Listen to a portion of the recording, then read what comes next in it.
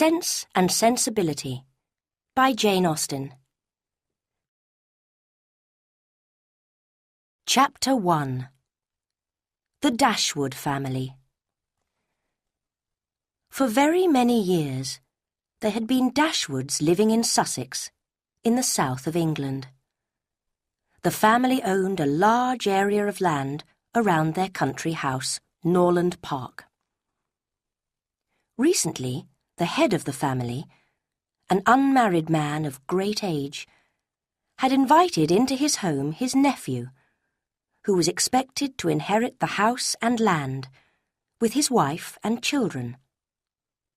The nephew, Mr. Henry Dashwood, and his wife behaved kindly and thoughtfully towards the old gentleman, not from interest in his fortune, but from goodness of heart, so that he was able to spend his last years comfortably with these pleasant and cheerful companions. By his first wife, Mr. Henry Dashwood had one son, John. By his present wife, 3 daughters. John, a respectable, serious young man, had received a large inheritance from his mother, and had also added to his wealth by his own marriage. To him, therefore, the Norland fortune was not as important as to his sisters, who had very little money of their own. When the old gentleman died, it was discovered that he had not left his fortune to Henry Dashwood to do what he liked with, but only to use during his lifetime. On Henry Dashwood's death, the inheritance would pass to his son John, and to John's son, a child of 4 years old.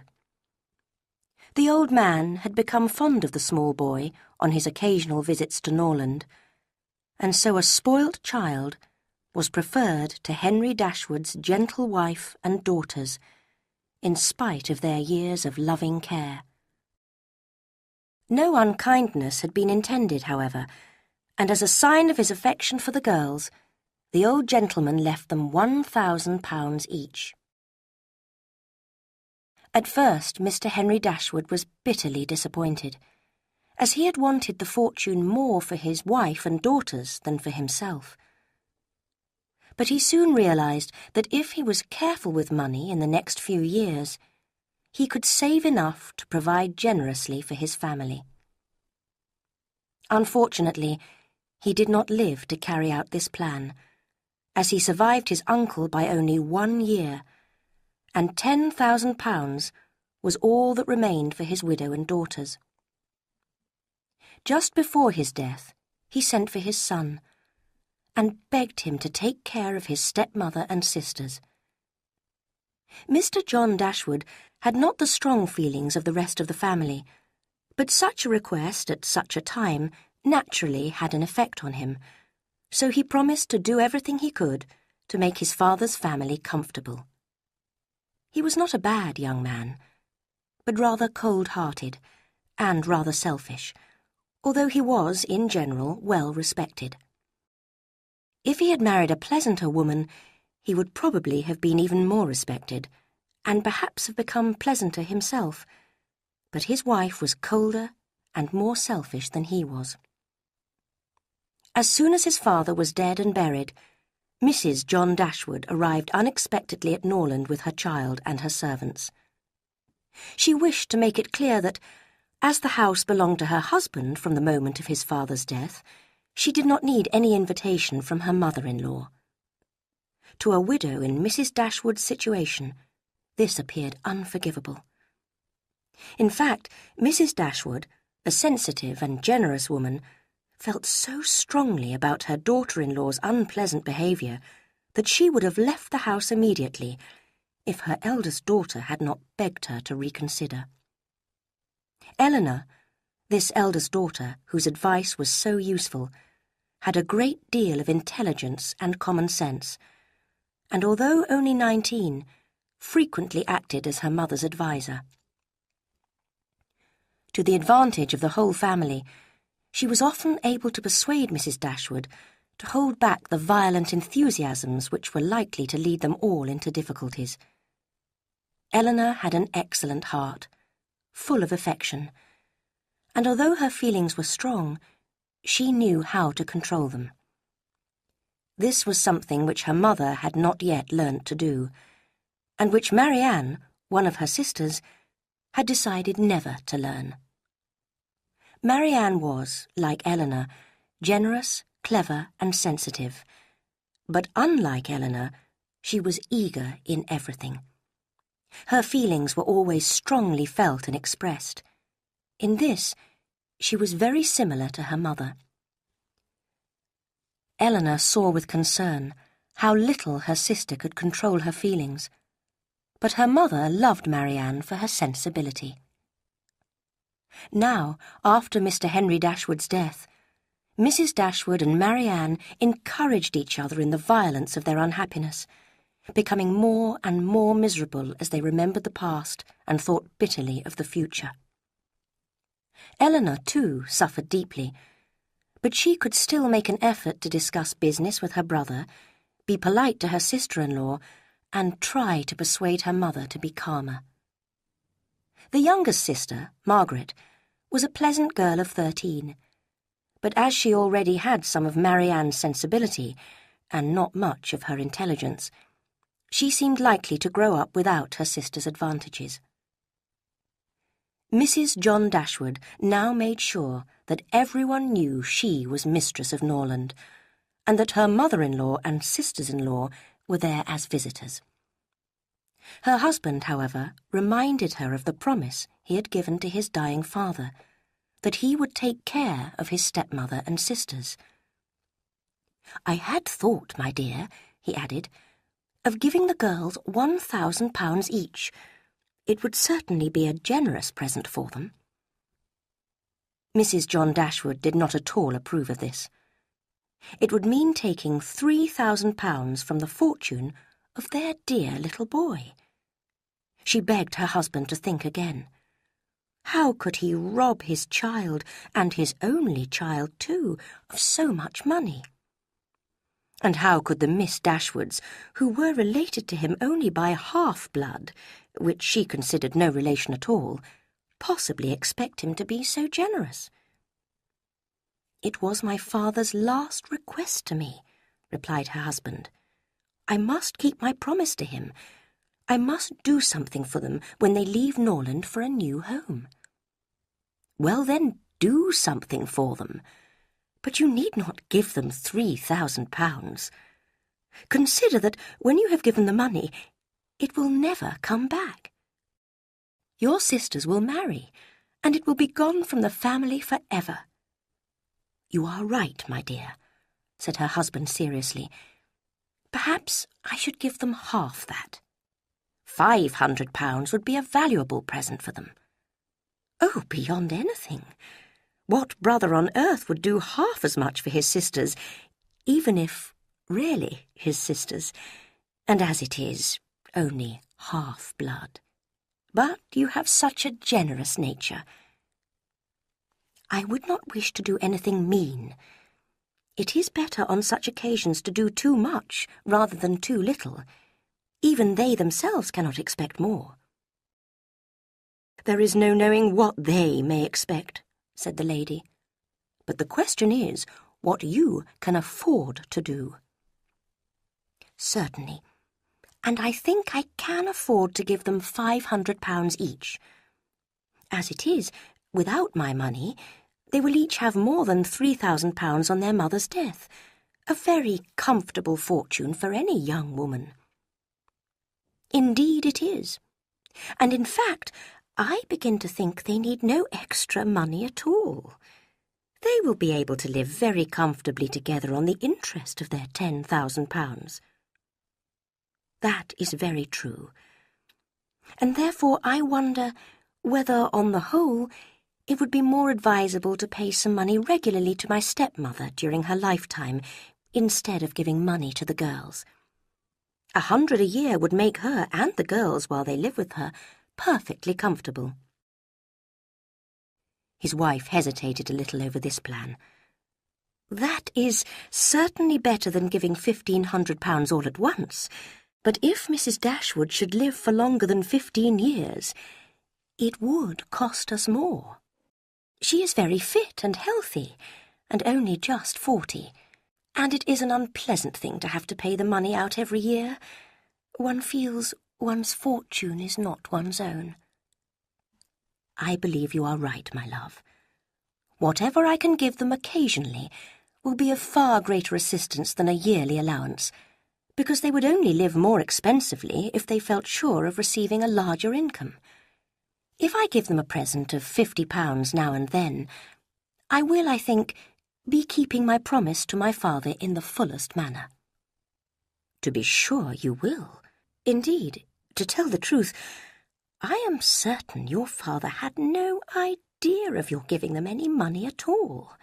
The assistance he was thinking of was, I dare say, looking for a comfortable, small house for them, helping them to move their furniture, and sending them occasional presents of fish and meat in season.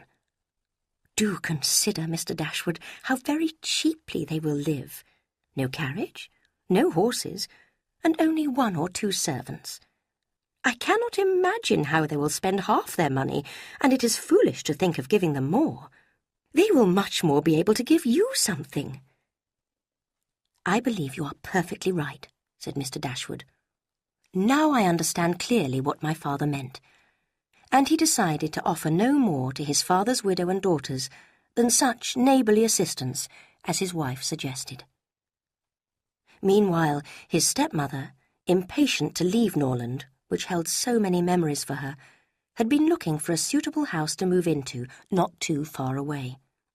Several houses, which she would have approved, had already been turned down by Eleanor as too large for their income, and the search continued.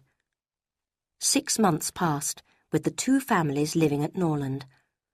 Mrs. Dashwood came to dislike her daughter-in-law more and more, and would have found it impossible to live in the same house with her for so long, if something had not happened to make Mrs. Dashwood want to keep her daughters at Norland for a while.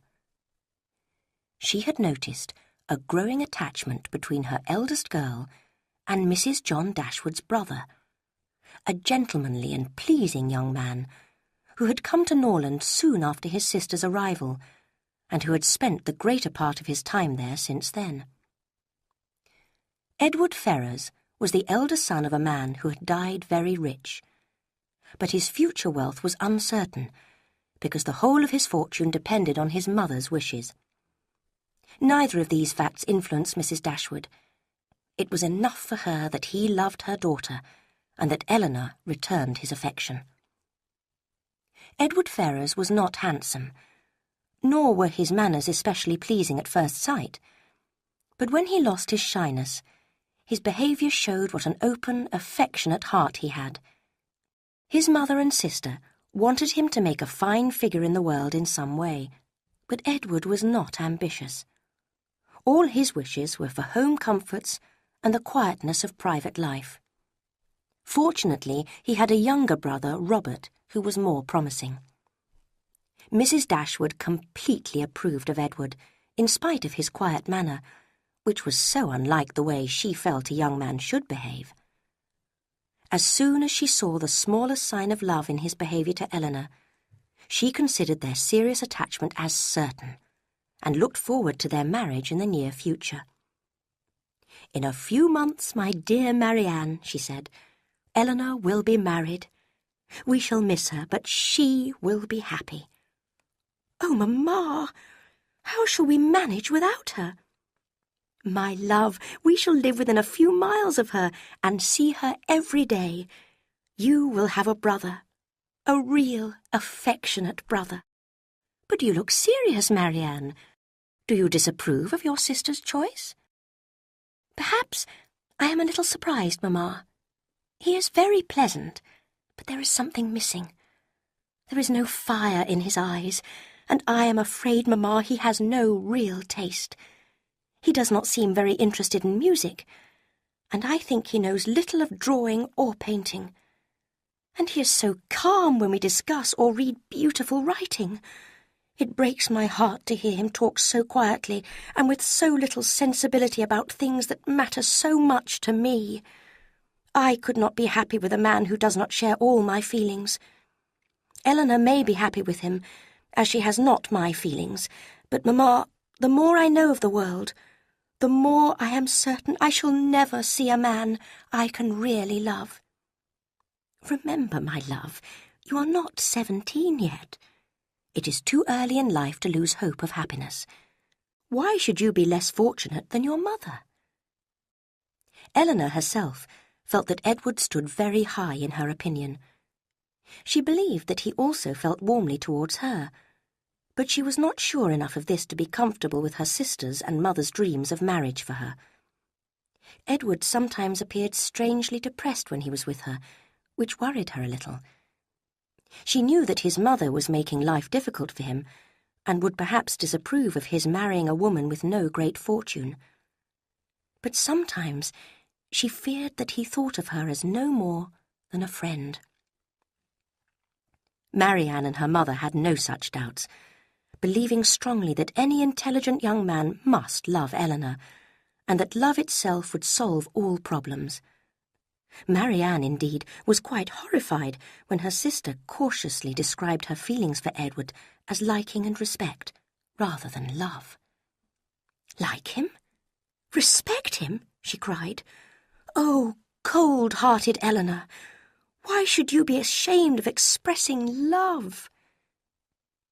Mrs. John Dashwood had also noticed the attachment between her brother and Eleanor. It made her uneasy, and she took the first opportunity of upsetting her mother-in-law by explaining her family's high ambitions for Edward and the importance of his marrying well, and the danger for any young woman attempting to trap him into marriage. Mrs. Dashwood could not prevent herself from giving a sharp answer, and left the room at once, determined, in spite of the inconvenience, to remove herself and her daughters from Norland as soon as possible. On the same day, she received a letter from Sir John Middleton, a gentleman who was a distant relation of hers. He wrote to offer her a small house near his home in Devonshire, where she and her girls could make their new home. Although it was only a cottage, he promised to do anything necessary to make it more comfortable. His letter was written in such a friendly way, and she was so anxious to leave Norland and her unfeeling daughter-in-law, that after first asking Eleanor's opinion, Mrs. Dashwood wrote to accept Sir John Middleton's kind offer. Chapter 2. A New Home. Mrs. Dashwood took great pleasure in informing her stepson and his wife that she had found a house, and that she and her daughters would soon trouble them no longer. Mrs. John Dashwood said nothing, but her husband showed some surprise. "I do hope," he said politely, "that you will not be far from Norland." Mrs. Dashwood replied with a smile that they were going to Devonshire. Edward Ferrars, who was in the room at the time, turned quickly towards her when he heard this. "Devonshire?" he repeated. "Are you really going there? So far from here? And to what part, may I ask?" "A place called Barton, 4 miles north of the city of Exeter," replied Mrs. Dashwood. "It is only a cottage, but I hope that many of my friends will come to visit me there." She gave a very kind invitation to Mr. and Mrs. John Dashwood to visit her at Barton, and to Edward she gave one with even greater affection. Although her recent conversation with her daughter-in-law had made her determined to leave Norland as soon as possible, she did not in the least intend that Edward and Eleanor should be separated. By giving such a clear invitation to Edward, she wished to show that her daughter-in-law's disapproval of the attachment between Edward and Eleanor had not had the smallest effect. Mr. John Dashwood told his stepmother again and again how extremely sorry he was that she had taken a house so distant from Norland that he could not give her assistance in moving her furniture. He really did feel sorry, because he had decided to limit his promise to his father to this one offer of help, which would not now be of any use. The furniture was sent to Devonshire by ship. It mainly consisted of sheets, dinner plates, books, and a handsome piano of Marianne's. Mrs. John Dashwood was sorry to see the boxes leave. She felt it unnecessary for Mrs. Dashwood, who had such a small income, to have any good furniture at all. Mrs. Dashwood took the house, Barton Cottage, for 12 months. It was furnished and ready for them to move into at once. All the necessary arrangements were quickly made. Eleanor advised her mother to sell her carriage, which, with the horses, would cost too much to keep, and to limit the number of their servants to 3. 2 of the servants were sent to Devonshire immediately, to prepare the house for their mistress's arrival. On his deathbed, Henry Dashwood had told his wife of the promise his son had made, and Mrs. Dashwood had never doubted that John would keep that promise. Now, as she and her daughters were about to leave Norland, was a most suitable time for him to offer them help. But Mrs. Dashwood soon began to lose hope. He so frequently talked of the rising costs of managing his house and land that he seemed in need of more money himself, rather than having any intention of giving money away. Soon they were ready to depart, and many were the tears that fell during their goodbyes to the home they loved so much. "Dear, dear Norland," said Marianne, walking alone in the park on their last evening. "I shall miss you all my life."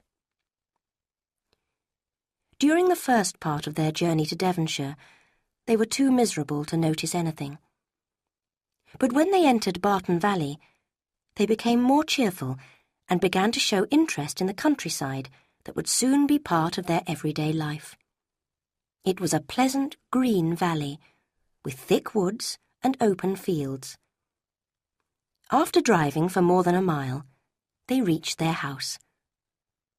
Barton Cottage was well built and in good condition. There were 2 sitting rooms downstairs, and 4 bedrooms and 2 servants' rooms upstairs. Compared with Norland, it was certainly poor and small, and the girls' tears flowed as they remembered their family home. But they soon dried their eyes and made every effort to be happy. Mrs. Dashwood was, on the whole, very pleased with the house, but she looked forward to making some changes. "We can make ourselves quite comfortable here for the moment," she said, "as it is too late in the year to start any building work. To be sure, the house is rather too small for us, but perhaps next year, if I have plenty of money, as I expect I shall, we may think about enlarging the sitting rooms, and adding a new dining room and another bedroom. That may be easily done. It is a pity the stairs are not more handsome, but I suppose it would not be difficult to widen them. I shall see how much I have saved in the spring." It was not quite clear how all this work could be done from the savings of an income of 500 a year by a woman who had never saved in her life. So meanwhile, they were wise enough to accept the house as it was. They spent their first day arranging their things around them to make themselves a home. Soon after breakfast the next day, they received a visit from their landlord, the gentleman who owned Barton Cottage. Sir John Middleton was a good-looking, cheerful man of about 40, who seemed really delighted by their arrival.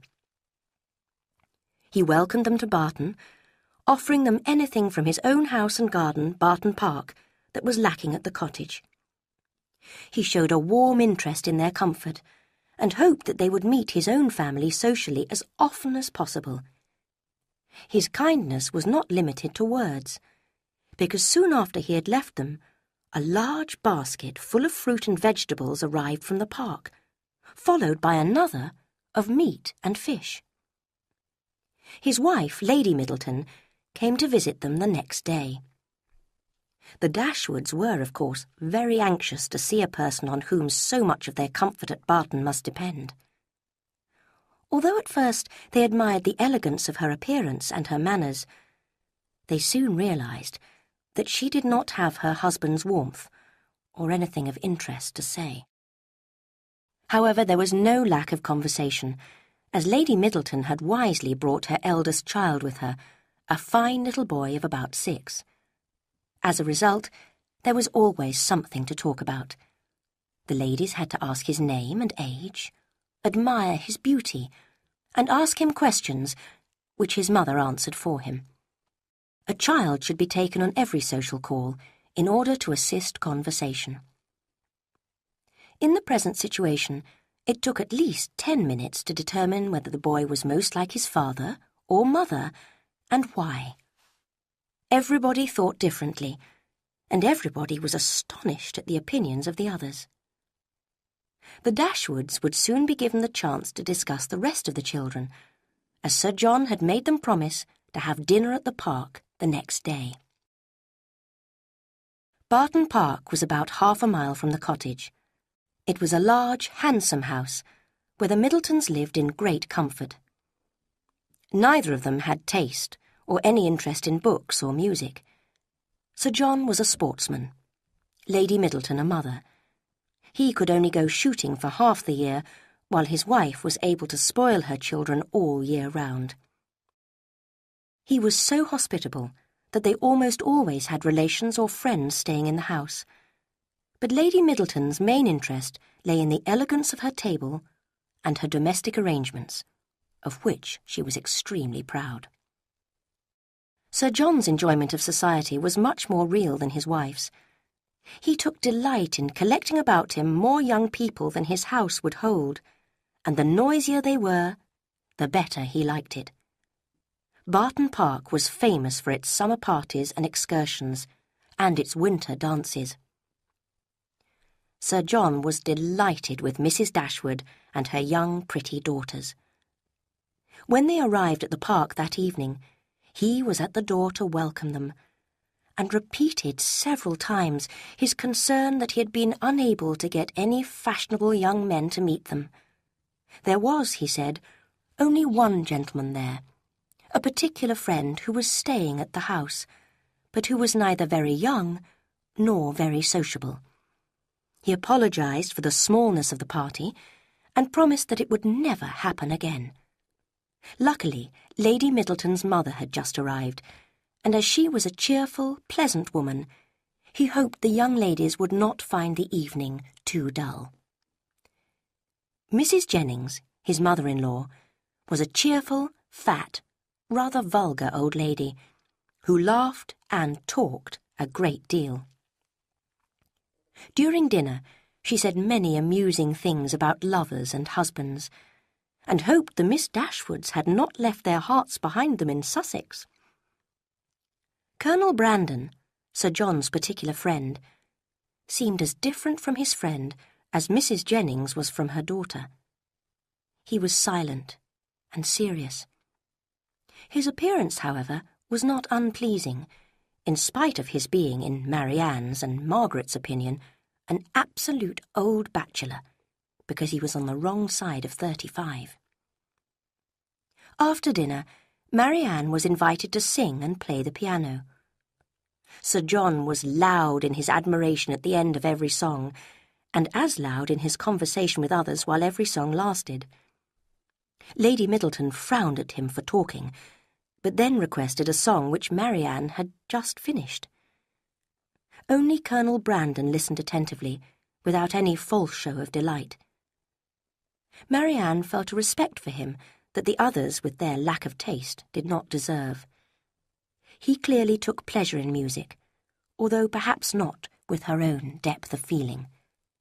However, she was reasonable enough to accept that a man as old as 35, like the Colonel, may well have outlived real feeling and true enjoyment. Mrs. Jennings was a widow with a comfortable fortune. She had lived to see both her daughters respectably married, and now had nothing to do but to marry off the rest of the world. She spent most of her time planning weddings for all the young people she knew, and was remarkably quick at discovering attachments. Soon after her arrival at Barton, this quickness enabled her to inform the Middletons and the Dashwoods that Colonel Brandon was very much in love with Marianne. She was perfectly sure of it. It would be an excellent marriage, as he was rich and she was handsome. For a long time Mrs. Jennings had been eager to get Colonel Brandon well married, and she was always anxious to get a good husband for every pretty girl. The immediate advantage to herself was that she could make endless jokes against them both. At the cottage, she laughed at Marianne, and at the park, she laughed at the Colonel. Marianne herself did not know whether to be amused or annoyed. "It is such a silly accusation, Mamma, and I think it very unfeeling of Mrs. Jennings to laugh so cruelly at old Colonel Brandon. He's old enough to be my father." "My dear," said Mrs. Dashwood, smiling, "I cannot think a man 5 years younger than myself so extremely ancient as he appears to you." "But, Mamma, really, he must have long outlived any feelings of love by now, if he ever had any when he was younger. When is a man to be safe from such cruel jokes if age and bodily weakness cannot protect him?" "Bodily weakness?" said Eleanor. "I know that he is older than we are, but surely you must accept that he still has the full use of his arms and legs. Did you not hear him complain of having a bad back?" "My dearest child," said her mother, laughing, "it must seem to you quite astonishing that my life has lasted to the great age of 40. Mamma, be serious. I know very well that Colonel Brandon is not old enough for his friends to worry yet about losing him. He may live for another 20 years. But 35 should have nothing to do with marriage." "Perhaps," said Eleanor, 35 and 17 had better not have anything to do with marriage together. But a single woman of 27, for example, could easily consider Colonel Brandon's 35 years no disadvantage. "A woman of 27, said Marianne, after a moment's thought, can never hope to feel true love again. And if her home is uncomfortable or her fortune small, I suppose that she could accept the duties of a nurse in order to become a wife. It would be a marriage of convenience if Colonel Brandon married such a woman. The world would be happy with it, but in my eyes it would be no marriage at all." "It seems a little hard," said Eleanor reasonably, "that you consider Colonel Brandon so ill that he is in need of nursing, only because he happened to complain yesterday of a pain in his shoulder. After all, it was a cold, wet day." But Marianne's views remained the same. Soon after this, however, when Eleanor had left the room, Marianne spoke to her mother with some urgency in her voice. "Mamma, I am anxious about Edward Ferrars. I am sure he is ill. We have now been here almost 2 weeks, and he still has not come to see Eleanor." "My dear, be patient," answered Mrs. Dashwood. "I did not expect him so soon, and I feel sure Eleanor does not expect him either. When we were talking yesterday of a new fireplace for the spare bedroom, she said there was no hurry, as the room would not be needed for some time." "How strange! What can be the meaning of it? How cold, how calm their last goodbyes were. And Eleanor is so self-controlled. She is never sad or restless or miserable. I cannot understand her."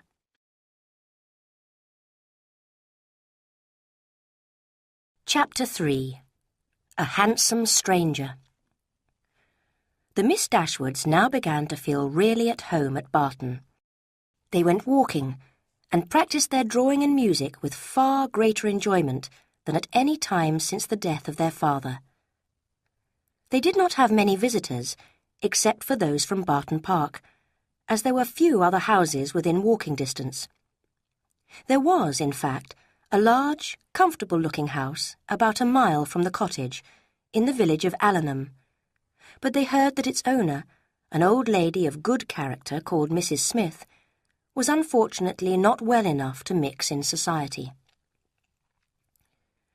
There were beautiful walks all around them, in the green wooded valleys and on the hills behind the cottage.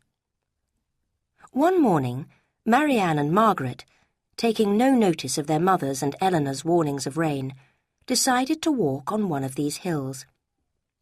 They climbed to the top, delighted to see blue sky between the clouds, and laughing at the wind that caught at their hair and clothes.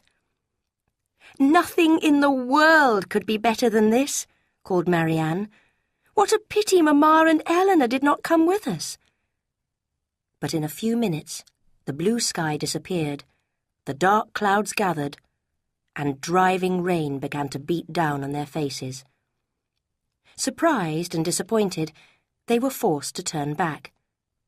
Fortunately, they were not far from home. It was just a matter of running with all possible speed down the steep side of the hill which led to their garden gate. At first, Marianne was ahead, but a false step brought her suddenly to the ground, and Margaret, unable to stop herself, carried on down the hill and through the garden gate.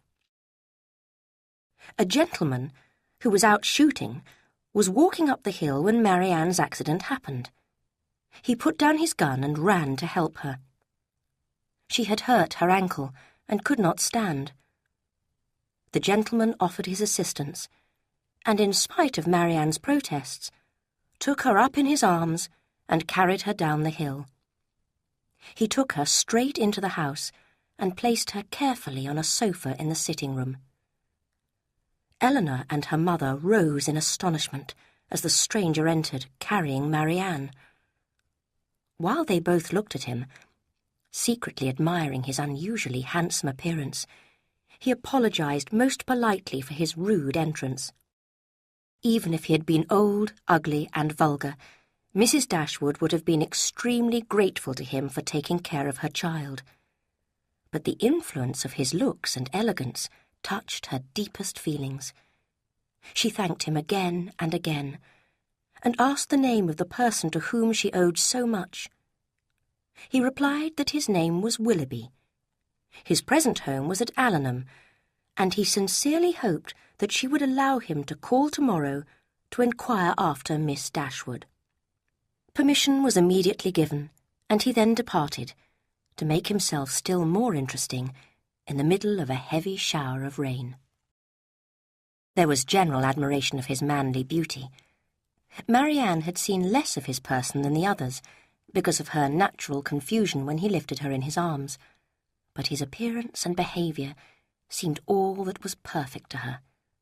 Her imagination was busy, her thoughts were pleasant, and the pain of a turned ankle went unnoticed. When Sir John next visited them, he heard all about Marianne's accident, and was eagerly asked whether he knew of any gentleman of the name of Willoughby at Allenham.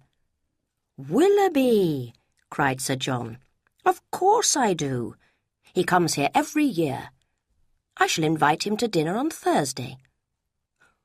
"What sort of young man is he?" "A good man to know, I can tell you. He shoots well, and there isn't a better rider in England." "And is that all you can say for him?" cried Marianne. "But what does he think? What are the interests close to his heart?" Sir John looked puzzled. "Well, I don't know as much as that about him, but he's pleasant and sociable, and has got the nicest little gun dog I ever saw. Did you see his dog?" "But who is he?" asked Eleanor. "Where does he come from? Where does he live? Has he a house at Allenham?" This time Sir John had more exact answers to give. He told them Mr. Willoughby had no house of his own in Devonshire, but stayed there only while visiting the old lady Mrs. Smith at Allenham. It appeared that he was related to her and would inherit her fortune. "Yes," Sir John added to Eleanor, "he is well worth catching. He has a house and land in Somerset as well, and if I were you, I wouldn't allow my younger sister to have him, in spite of all this falling down hills. Miss Marianne must not expect to have all the men to herself. Brandon will be jealous if she does not take care." "I do not believe," said Mrs. Dashwood, smiling, "that either of my daughters will make any attempts at what you call catching him. It is not an employment to which they have been brought up. Men are very safe with us, however rich they are. I am glad to hear, however, that he is a respectable young man whom we can meet socially." "I remember last Christmas," said Sir John, "at a little dance at the park. He danced from 8 till 4 without once sitting down, and he was up again at 8 to go shooting." "Was he?" cried Marianne with shining eyes. "That is what I like. A young man who is enthusiastic and eager in all he does, who never gets tired." "I see how it will be," said Sir John. "You will be interested in him now, and never think of poor Brandon." Marianne's rescuer, as Margaret called him, arrived at the cottage early next morning, and was received by Mrs. Dashwood with more than politeness. During his visit, Willoughby rapidly became aware of the sense, elegance, affection, and domestic comfort of the family to whom an accident had introduced him. Both Eleanor and Marianne had pretty faces and lovely figures, but in Marianne's beautiful dark eyes burned an eager fire which drew Willoughby to her. She could not be silent when he spoke of music and dancing, and showed no shyness in their discussion. They soon discovered how many interests and opinions they shared, and long before his visit came to an end, they were talking and laughing together like old friends. Willoughby visited Barton Cottage every day after that. At first his intention was supposedly to inquire politely after Marianne's health, but soon he pretended no longer, and came to spend the whole day at her side in complete enjoyment of her company. They read, they talked, they sang together, and Marianne found in Willoughby all the taste and sensibility which Edward Ferrars unfortunately lacked. Mrs. Dashwood considered him as faultless as Marianne did. Even Eleanor saw nothing wrong in him, except for the habit, which Marianne shared, of being too ready to express an opinion about other people, and of putting his personal pleasure above social correctness. Marianne now began to realize she had been wrong to believe there was no such creature as the perfect man. Willoughby met her idea of perfection exactly, and his behaviour showed that he shared her wishes for their future. Her mother, too, had thoughts of their marriage, and secretly congratulated herself on having 2 such sons-in-law as Edward and Willoughby. Eleanor, however, was concerned to see that Mrs. Jennings had been right, and Colonel Brandon appeared to be deeply in love with Marianne. What hope could there be for a silent man of 35 against a sociable one of 25? Perhaps she pitied him even more, because Willoughby and Marianne seemed determined to laugh at him for being old and dull. "Brandon is just the kind of man," said Willoughby one day, "whom everybody speaks well of, and nobody cares for." "He is respected by all the family at the park, however," said Eleanor sharply, "and his conversation is always pleasant." "But he has nothing of interest to say," cried Marianne. "He has common sense. That is what I like about him. He is perfectly respectable, well-informed, and, I believe, sincere." "Well, Miss Dashwood," said Willoughby, laughing, "I have 3 unanswerable reasons for disliking Colonel Brandon. He told me it would rain when I wanted it to be fine. He does not approve of my new carriage, and I cannot persuade him to buy my horse. So, in spite of your very sensible opinion, I shall go on disliking him forever." When they moved to Barton, the Dashwoods never imagined that their days would be so completely filled with parties, visits, and excursions. Sir John could not rest if there were young people to amuse, and every day there was a boat trip, or a supper party, or a drive in the countryside, or a dance at the park. In every meeting of the kind, Willoughby was included, which gave him the opportunity to develop his connection with the Dashwood family, to show his deep admiration for Marianne, and to receive, in her behaviour to himself, the clearest possible proof of her affection. Eleanor could not be surprised at their attachment. She only wished it could be less openly shown, and once or twice tried to suggest to Marianne that she should have more self-control. But Marianne, and Willoughby too, believed that real feelings should never be hidden, and that it would be false to do so. When Willoughby was present, Marianne had eyes for no one else. Eleanor's happiness was not as great as her sister's. In Devonshire she had found no companion who could make her forget the delights of her former home and Sussex friends. Only Colonel Brandon came closest to being the kind of friend she needed. He often fell into conversation with her, as he seemed to find some relief in talking to her about Marianne. "Your sister, I understand, does not approve of second attachments," he said one evening, his eyes fixed on Marianne, who was dancing with Willoughby. "No," replied Eleanor. "Her opinions are all romantic. She believes that we fall in love once only in our lives, but I hope that in a few years she will become more sensible." "That may happen, but when a romantic young mind is forced to change, what serious results there can be. I speak from experience.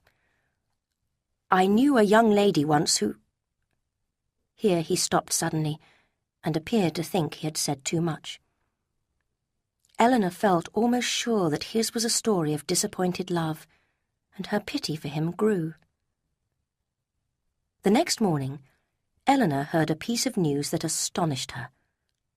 Marianne told her with the greatest delight that Willoughby had promised to give her a horse so that he and she could go riding together.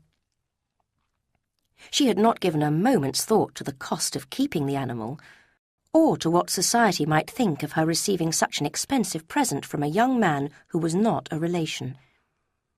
It took Eleanor some time to make her understand that she could not possibly accept the gift, but finally Marianne agreed, although unwillingly. The next day, Eleanor gained a still clearer picture of Marianne's attachment to Willoughby. Margaret came excitedly to tell her that she was sure Marianne would marry Willoughby very soon. "Oh, Eleanor," she cried, "I have such a secret to tell you. I saw them last night after tea. Mr. Willoughby was begging Marianne for something, and then he cut off a long lock of her hair, kissed it, and put it in his pocket." Eleanor now felt sure they were engaged, and was only surprised that they had not told their relations and friends. Sir John's latest plan for their amusement was to visit a very fine house and garden called Whitwell the following day. A large group of them would go in carriages, taking food and drink with them in baskets, and a most enjoyable day was expected. As Whitwell belonged to Colonel Brandon's brother-in-law, the Colonel would go with them. It appeared that he alone could arrange for them to visit the house. Unfortunately, however, while they were at breakfast at the park, where the whole party had gathered, a letter was delivered to the Colonel. He looked quickly at it, and hurried out of the room without a word. In a few moments he returned, looking more serious than usual, and explained that urgent business called him to London, and he would not, therefore, be able to join the party visiting Whitwell. He would not explain further, in spite of Mrs. Jennings' insistent questioning. Everybody except Eleanor tried hard to persuade him to put off his business so that the excursion could take place, but he could not be influenced, and left the house after wishing them a good day. As the excursion was no longer possible, it was decided that the party would drive around the countryside instead, and the carriages were ordered. Willoughby's was first, and Marianne never looked happier than when she got into it. He drove away very fast, and they were soon out of sight. Nothing more was seen of them until their return in the afternoon. That evening, as they all sat down to dinner, Mrs. Jennings spoke quietly to Marianne, but loud enough for Eleanor to hear. "I have found you out, miss, in spite of your cleverness. I know where you spent the morning." Marianne blushed and said quickly, "Where?" Mrs. Jennings smiled knowingly. "I hope you like your house, Miss Marianne. It is certainly very large, and when I come to see you in it, I hope you will have refurnished it. It badly needed new furniture when I was last there." Marianne turned away in confusion.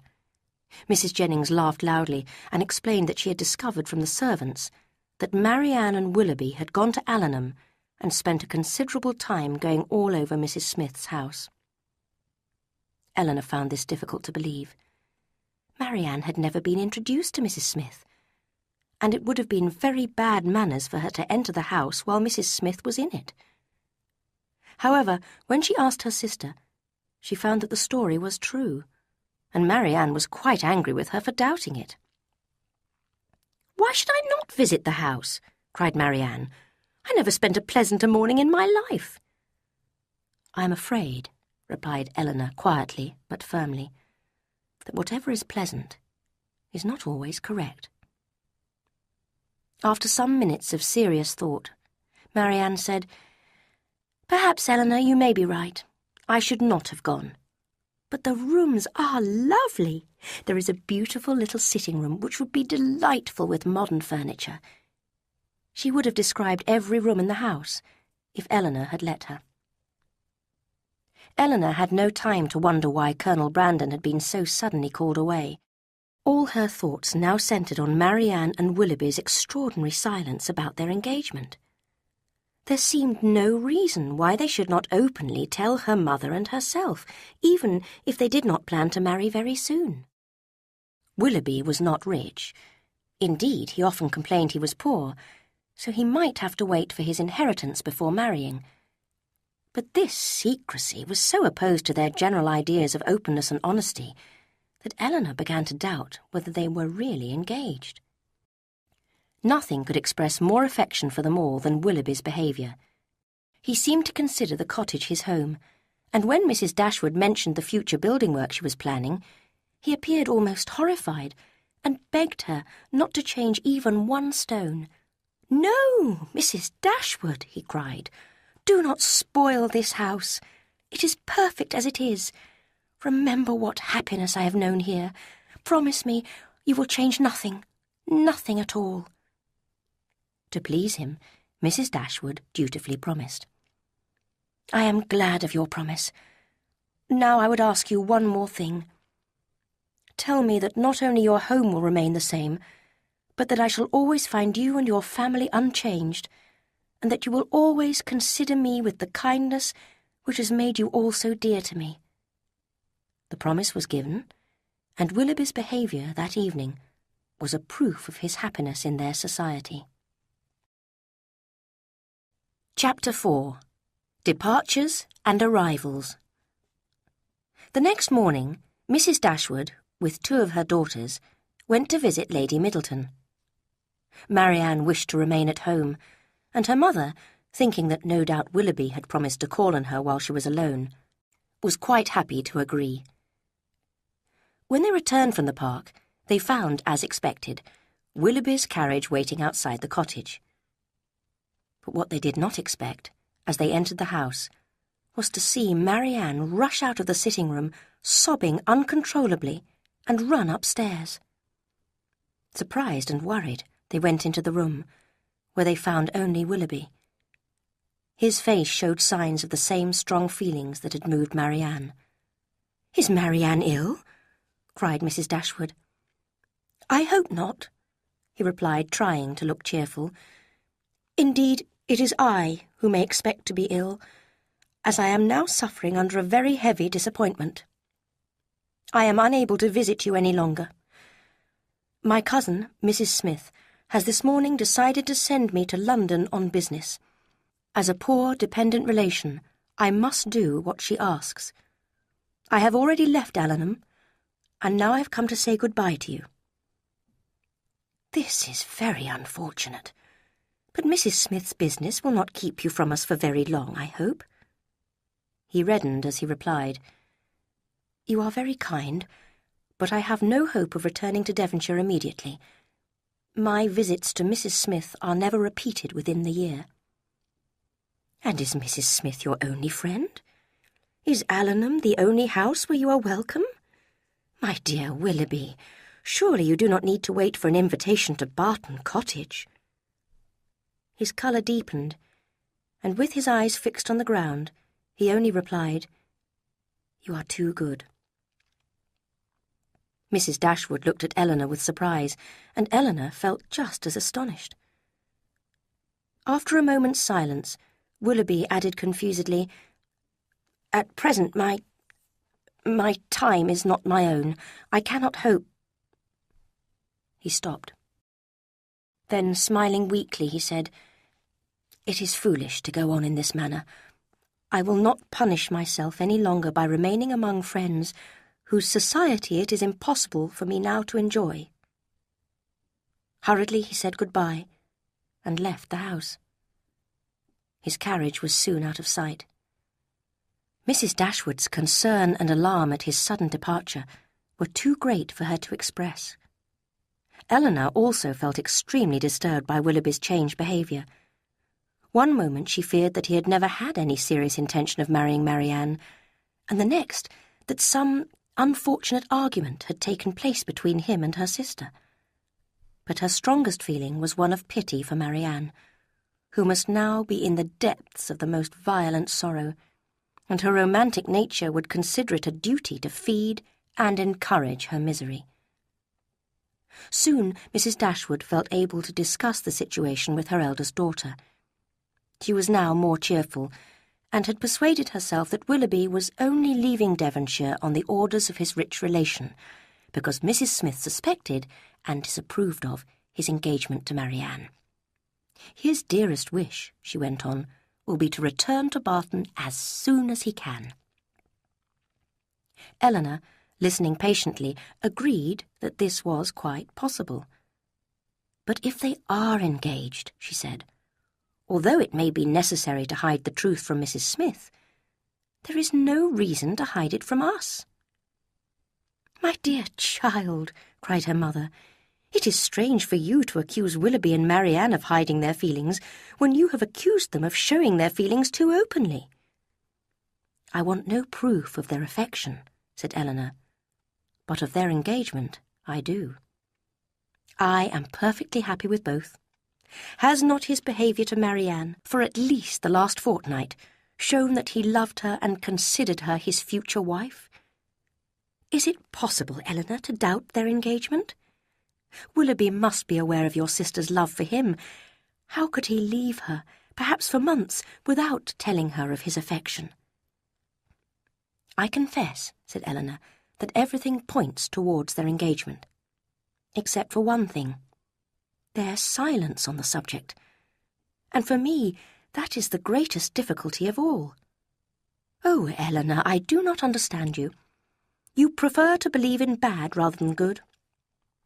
Do you suspect Willoughby? But is he not a man of honour and feeling? You cannot really think he is deceiving Marianne." "I hope not. I believe not," cried Eleanor. "I sincerely love Willoughby, and I find it painful to suspect his intentions. Perhaps indeed you are right, and there is a simple explanation for his strange behaviour this morning." They saw nothing of Marianne until dinner, when she took her place at the table without saying a word. Her eyes were red and her face pale. She avoided looking at anyone, and could neither eat nor speak. She continued in the depths of misery all evening. Any mention of anything to do with Willoughby made her burst into tears instantly, and although her family were most anxious for her comfort, it was impossible for them to keep clear of every subject which her feelings connected with him. Marianne would have thought herself very insensitive if she had been able to sleep at all the first night after parting from Willoughby. She would have been ashamed to look her family in the face if she had not risen from her bed more in need of rest than when she lay down on it. But there was no danger of this happening. She spent most of the night sobbing bitterly and got up with a headache. She passed the rest of the day, and several more days after that, in feeding her sorrow, by playing all Willoughby's favourite songs, by reading the books they used to read together, and by walking alone on the hills where they used to walk, until her heart was so heavy that no further sadness could be added. No letter from Willoughby came, and none seemed expected by Marianne. Her mother was surprised, and Eleanor again began to worry. One morning, about a week later, Eleanor persuaded Marianne to join her sisters in a walk. As they went along the road away from the cottage, they saw a gentleman riding towards them, and at once Marianne cried out in delight, "It is he! I know it is!" She ran eagerly to meet him. But Eleanor called out, "Marianne, I think you are wrong. It is not Willoughby." But Marianne would not listen, and continued running until she was quite near the rider, when she stopped suddenly. She had realized it was not Willoughby, and her disappointment was almost too great to bear. Just then, the gentleman called to her, and she recognized Edward Ferrars. He was the only person in the world who could, at that moment, be forgiven for not being Willoughby, and she smiled at him, holding back her tears. After the greetings, however, she watched with growing surprise his polite and distant behaviour to Eleanor, which was very unlike a lover's. And when she heard that he had already been in Devonshire for a fortnight, without coming to see Eleanor, she almost began to feel dislike for him. "Have you been to Sussex recently?" asked Eleanor. "I was at Norland about a month ago," replied Edward. "How does dear, dear Norland look?" cried Marianne. "Dear, dear Norland," said Eleanor, "probably looks much the same as it usually does at this time of year, the woods and walks thickly covered with dead leaves." "Oh," cried Marianne, "those falling leaves gave me such delight. How I used to love seeing them driven around me by the wind. Now there is no one to watch them, no one to care." "It is not everyone," said Eleanor, "who has your passion for dead leaves."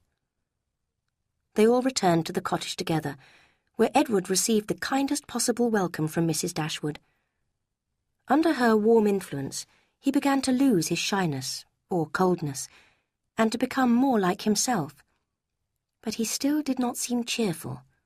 This was noticed by the whole family. "Well, Edward," said Mrs. Dashwood after dinner, "what are your mother's plans for you at present? Does Mrs. Ferrars still want you to be a politician?" "No. I hope my mother realizes I can never do that. I am afraid she and I will never agree in our choice of a profession for me. As you know, I did not enjoy studying law. I have always preferred the church, but that is too ordinary for my family." "So how are you to become famous? Because that is what all your family wants, I understand." "I shall not attempt it. I have no wish to be grand or important, and I have every reason to hope I never shall be." "I know you are not ambitious, Edward." "No. I wish, like everybody else, to be perfectly happy, but in my own way. Greatness will not make me happy." "How right you are!" cried Marianne. "What has wealth or greatness to do with happiness?" "Greatness has very little," said Eleanor, "but wealth has much to do with it."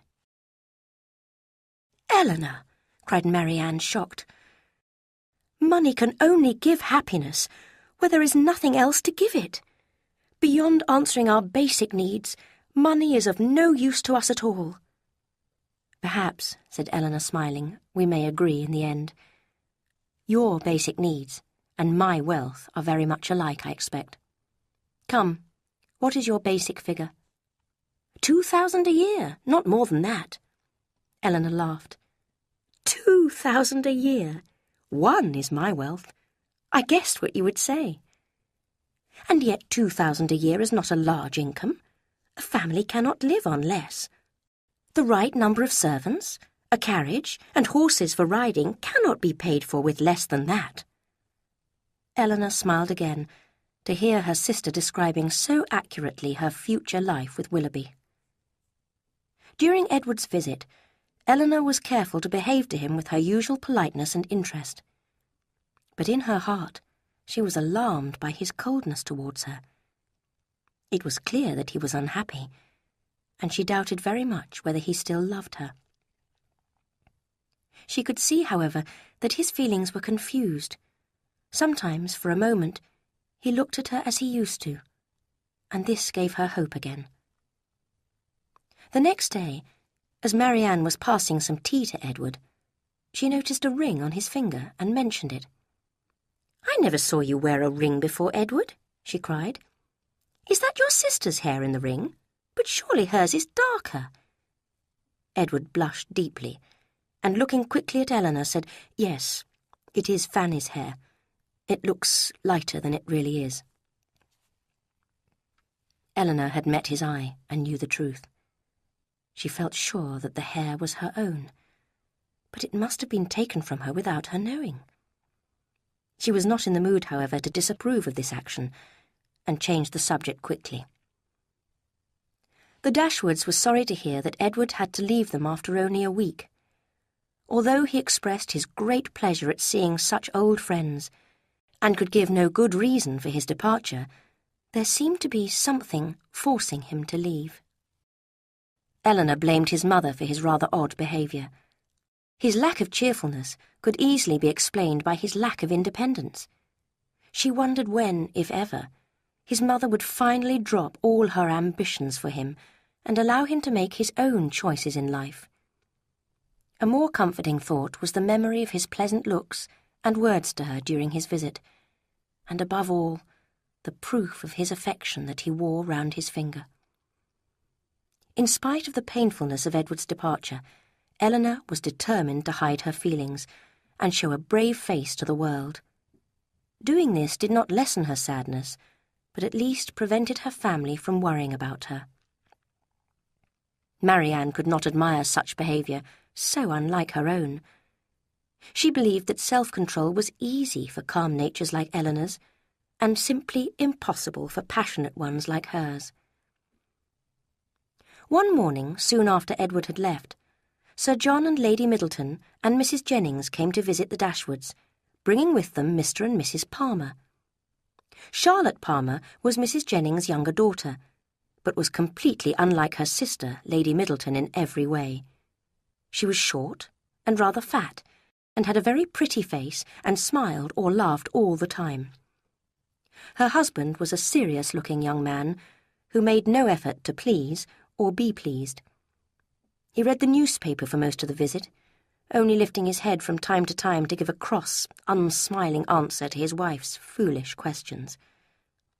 She, however, took an immediate liking to Eleanor and Marianne, and spent much time in conversation with Eleanor in particular. When Eleanor realised that their home was in Somerset, near Willoughby's, she hoped to hear more about his character, so she asked Mrs. Palmer if they knew him. "Oh, yes, I know him extremely well," replied Mrs. Palmer. "Not that I ever spoke to him, indeed, but I have often seen him in town. Everybody likes and admires him. I know very well why you ask. I am delighted that your sister is to marry him." "You know much more of the matter than I do," said Eleanor, surprised, "if you have any reason to expect that." "Don't pretend it's not true, because you know it's what everybody in London is talking of." "My dear Mrs. Palmer, on my honour, they all talk of it. I met Colonel Brandon on Bond Street, and he told me of it immediately." "You surprise me very much. I would not expect Colonel Brandon to give such information, even if it were true." "Well, when I met him, I said, 'Colonel, I hear there is a new family at Barton Cottage, and Mamma says the girls are very pretty, and that one of them is engaged to Mr. Willoughby. Is it true?' And he said nothing, but from his expression I knew it was certain. Of course, I have known Colonel Brandon a long time. I believe," she added in a low voice, "he would have been very glad to marry me if he could. But Mamma did not think him a good enough husband for me. In any case, I am much happier as I am. Mr. Palmer is just the kind of man I like."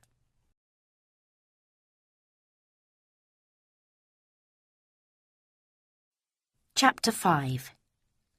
Lucy Steele's Secret. The Palmers returned to Somerset the next day, but it was not long before Sir John had more visitors at Barton Park. On a morning's excursion to Exeter, he and his mother-in-law had met 2 young ladies, the Miss Steeles, whom Mrs. Jennings discovered to be distant cousins. Sir John, always eager for society, immediately invited them to stay at the park as soon as they were available, and most fortunately, they were able to accept the invitation almost at once. The young ladies arrived. Their appearance was by no means unfashionable, their dress was elegant, and their manners were very polite. They were delighted with the house and furniture, and they happened to be so madly fond of children that Lady Middleton had an excellent opinion of them by the time they had been at the park for an hour. Sir John hurried off to Barton Cottage to tell the Miss Dashwoods.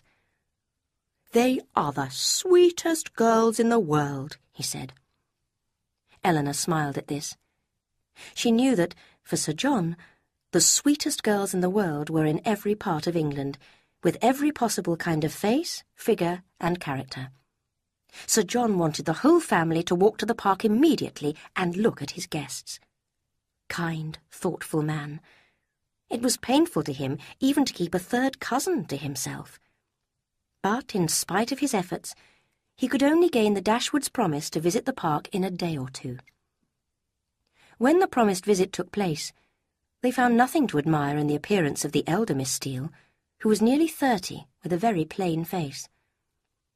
However, the younger, Miss Lucy Steele, who was not more than 23, had a considerable beauty. Her face was pretty, she had a sharp, quick eye, and she held herself with a certain air.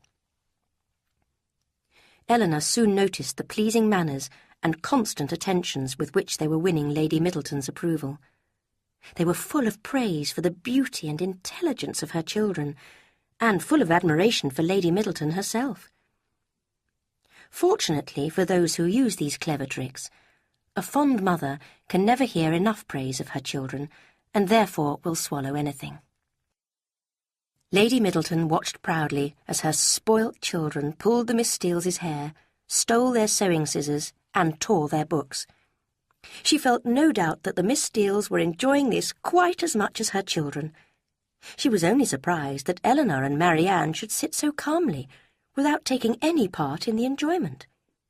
"How playful dear little William is," she said lovingly, as her second boy violently pulled Miss Steele's finger. "And here is my sweet Anna Maria, such a quiet little thing." She bent to kiss her daughter, but unfortunately a pin in her dress scratched the child's neck. Violent screams rang out, and the Miss Steeles rushed to help the suffering child. The little girl realized that the louder she screamed, the more attention she would receive, and nothing could be done to calm her. Finally, her mother was forced to carry her upstairs in search of her nurse, and the 4 young ladies were left in a quietness which the room had not known for many hours. "Poor little creature," said the elder Miss Steele. "I do not think there was any real cause for alarm," said Marianne firmly. "What a sweet woman Lady Middleton is," said Lucy Steele. Marianne was silent, as it was impossible for her to say what she did not feel. It was Eleanor who was forced to reply. "She is a very fond mother," she said truthfully. "And the children," cried Lucy. "I love to see children full of life and fun. I cannot bear them quiet." "I confess," replied Eleanor, "that while I am at Barton Park, I never think of quiet children with any displeasure." A short silence was broken by the elder Miss Steele, who suddenly changed the subject by saying, "How do you like Devonshire, Miss Dashwood? I suppose you are very sorry to leave Sussex. Norland is a beautiful place, is it not?" "We have heard Sir John admire it," said Lucy quickly. Eleanor was surprised that the Miss Steeles seemed to know so much about her family. "Indeed, it is a lovely place." "And had you a great many handsome young bachelors there?" asked Anne Steele. "I'm afraid you may find it dull here. I do like a place with a lot of good-looking young men, but they must dress well and behave politely. I suppose your brother was quite an elegant young man before he married." "Well," replied Eleanor, "if he was before he married, he still is, because he has not changed at all." "Oh dear, I never think of married men being handsome young men. They have other things to do." "Good heavens, Anne," cried her sister, "you can talk of nothing but young men. You will make Miss Dashwood believe you think of nothing else." And she turned to another subject. This one meeting with the Miss Steeles would have been quite enough for Eleanor, who disliked the vulgar freedom and foolishness of the elder, and the clever pretences of the younger. She left the park without wishing to know them better. The Miss Steeles, however, thought differently, and so did the sociable Sir John. Soon the young ladies of both houses were sitting or walking together for an hour or two almost every day. Anxious that they should get to know each other well, Sir John had helpfully informed the Miss Steeles of all the details of the Dashwoods' lives, and soon Anne Steele congratulated Eleanor on her sister's fortunate engagement to a very fine young man. "What a good thing to be married so young," she added. "I hear he is extremely handsome. I hope you may have such good luck yourself. But perhaps you have someone already." The Miss Steeles also heard from Sir John, with many smiles and jokes, about Eleanor's suspected attachment to a young man who had recently visited Devonshire. "His name is Ferrers," whispered Sir John, so that everyone could hear, "but it's a great secret." "Ferrers?" repeated the elder Miss Steele. "Mr. Ferrers? Your sister-in-law's brother, Miss Dashwood? A very pleasant young man. We know him very well." "How can you say that, Anne?" cried Lucy, who nearly always corrected everything her sister said. "We have only seen him once or twice at my uncle's." Eleanor was astonished. Who was this uncle? Where did he live? And how did they come to know Edward? She wished very much to have the subject continued, but nothing more was said about it, and she preferred not to ask questions herself. In the next few days, Lucy missed no opportunity of engaging Eleanor in conversation. She was naturally clever and often amusing, and as a companion for half an hour Eleanor found her quite pleasant. However, she knew nothing of books, music, or painting, in spite of her constant efforts to appear well-informed. Eleanor pitied her for her lack of education, but disliked her insincerity, her dishonesty, and the narrow self-interest that lay behind all her words and actions. One day, as they were walking alone together, Lucy said, "You will think my question strange, no doubt, but do you personally know your sister-in-law's mother, Mrs. Ferrers?" Eleanor did think the question strange. "I have never seen her," she answered a little distantly. "Then you cannot tell me what sort of woman she is?" "No," replied Eleanor, cautious of giving her real opinion of Edward's mother. "I know nothing of her." Lucy looked fixedly at Eleanor. "I wish I could tell you. I hope you will believe I'm not just being curious or impolite." She hesitated. "I do want your good opinion, and I'm sure I would not have the smallest fear of trusting you. Indeed, I would be very glad of your advice. I am in such an uncomfortable situation. I am sorry you do not happen to know Mrs. Ferrers." "I am also sorry," said Eleanor in great astonishment, "if it could be of any use to you to know my opinion of her. But I never understood you were at all connected with that family." "I do not wonder at your surprise. Mrs. Ferrers is nothing to me at present, but the time may come when we may be very closely connected." She looked shyly down as she said this, with only a quick look sideways at Eleanor. "Good heavens!" cried Eleanor. "What do you mean? Connected with Mr. Robert Ferrers?" and she did not feel much delighted with the idea of such a sister-in-law. "No," replied Lucy, "not with Mr. Robert Ferrars. I never saw him in my life, but," fixing her eyes on Eleanor, "with his elder brother, Edward." Eleanor looked at Lucy in silent astonishment. "You must be surprised," continued Lucy, "because, of course, he never mentioned it to any of your family. It is a great secret, and none of my relations know of it except Anne. I would never have told you if I had not trusted you completely. And I really thought I ought to explain my behaviour in asking about Mrs. Ferrars. I know Mr. Ferrars will not be displeased when he hears I have told you, because he has the highest opinion in the world of all your family, and looks on you and the other Miss Dashwoods quite as his own sisters." Eleanor forced herself to speak calmly. "May I ask how long you've been engaged?" "We've been engaged for 4 years now." 4 years. Eleanor still felt unable to believe it. "My sister and I often stayed at my uncle's house near Plymouth, here in Devonshire. Edward came to study law there for 4 years, and so we met and became engaged. I was very unwilling to enter into it, as you may imagine, without his mother's approval. But I was too young and loved him too well to be as cautious as I ought to have been. Dear Edward! Look, I carry his picture everywhere with me." She took from her pocket a small painting and showed it to Eleanor. Eleanor's last doubts of the truth of Lucy's story disappeared as she recognised Edward's face. "You can't think how I'm suffering," continued Lucy. "Everything is so uncertain, and we see each other so infrequently. I wonder my heart is not broken." Here she put a hand to her eyes, but Eleanor did not feel sympathetic. "Sometimes," Lucy added, "I think it would be better for both of us if I broke off the engagement completely." She looked sharply at her companion. "But then I cannot bear the thought of making him miserable. And to me, too, he is so very dear. What would you advise me to do, Miss Dashwood?" "I am afraid I cannot advise you in such a situation. You must decide for yourself." "Poor Edward! His mother must provide for him one day, but he is so depressed about his future. Did you not think him unhappy when he arrived at Barton recently?" "Yes," said Eleanor, aware of yet another fact in support of Lucy's story. "He had been staying with us at my uncle's. It made him so miserable, not being able to stay more than a fortnight and seeing me so upset.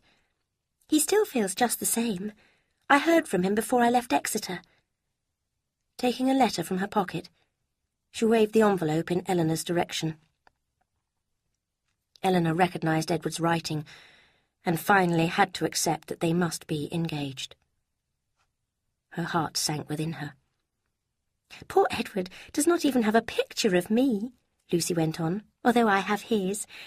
But I gave him a lock of my hair in a ring recently, and that was some comfort to him, he said. Perhaps you noticed the ring on his finger?" "I did," said Eleanor. Her voice was calm, but her calmness hid an unhappiness greater than she had ever felt before. She was shocked, confused, and miserable. Here their conversation ended, and Eleanor was left alone to think. She felt sure that Edward's affection was still hers. He certainly loved her, and had never intentionally deceived her. Unfortunately, he was now tied by an early and foolish engagement to a pretty but insincere, vulgar, and selfish girl whose main interest lay in his future income. Eleanor's tears flowed more for Edward than herself. She had lost her chance of happiness with him, but would only be miserable for a time, while he had nothing at all to look forward to in life. Over the next few days, Eleanor took great care to hide her unhappiness. She was glad to spare her family the shocking news of Edward's secret engagement, as she knew that their affection and sorrow would only add to her misery. At convenient moments, she returned to the subject in quiet conversation with Lucy. She learnt that Lucy was determined to hold Edward to the engagement, and that Lucy was jealous of her because Edward apparently always spoke of her with great admiration. Indeed, what other reason could Lucy have for telling Eleanor her secret, if not to warn her to keep away from Edward? Eleanor realized with great sadness that Edward was not only without affection for his future wife, but that he had not even the chance of being reasonably happy in marriage. Chapter 6. Eleanor and Marianne in London. Mrs. Jennings now began to make plans to return to her house in London, and quite unexpectedly invited the elder Miss Dashwoods to stay with her there. "I've set my heart on it," she said in her comfortable way.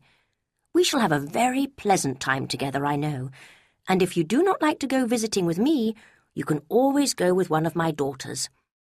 I have had such good luck finding husbands for my girls that I am sure your mother will think me a suitable person to look after you. If I don't get at least one of you married, it won't be my fault." Eleanor was unwilling to accept, as she knew that her mother would miss her and Marianne very much. She was also aware that Edward and the Miss Steeles would be in London at that time, and wished to avoid meeting them.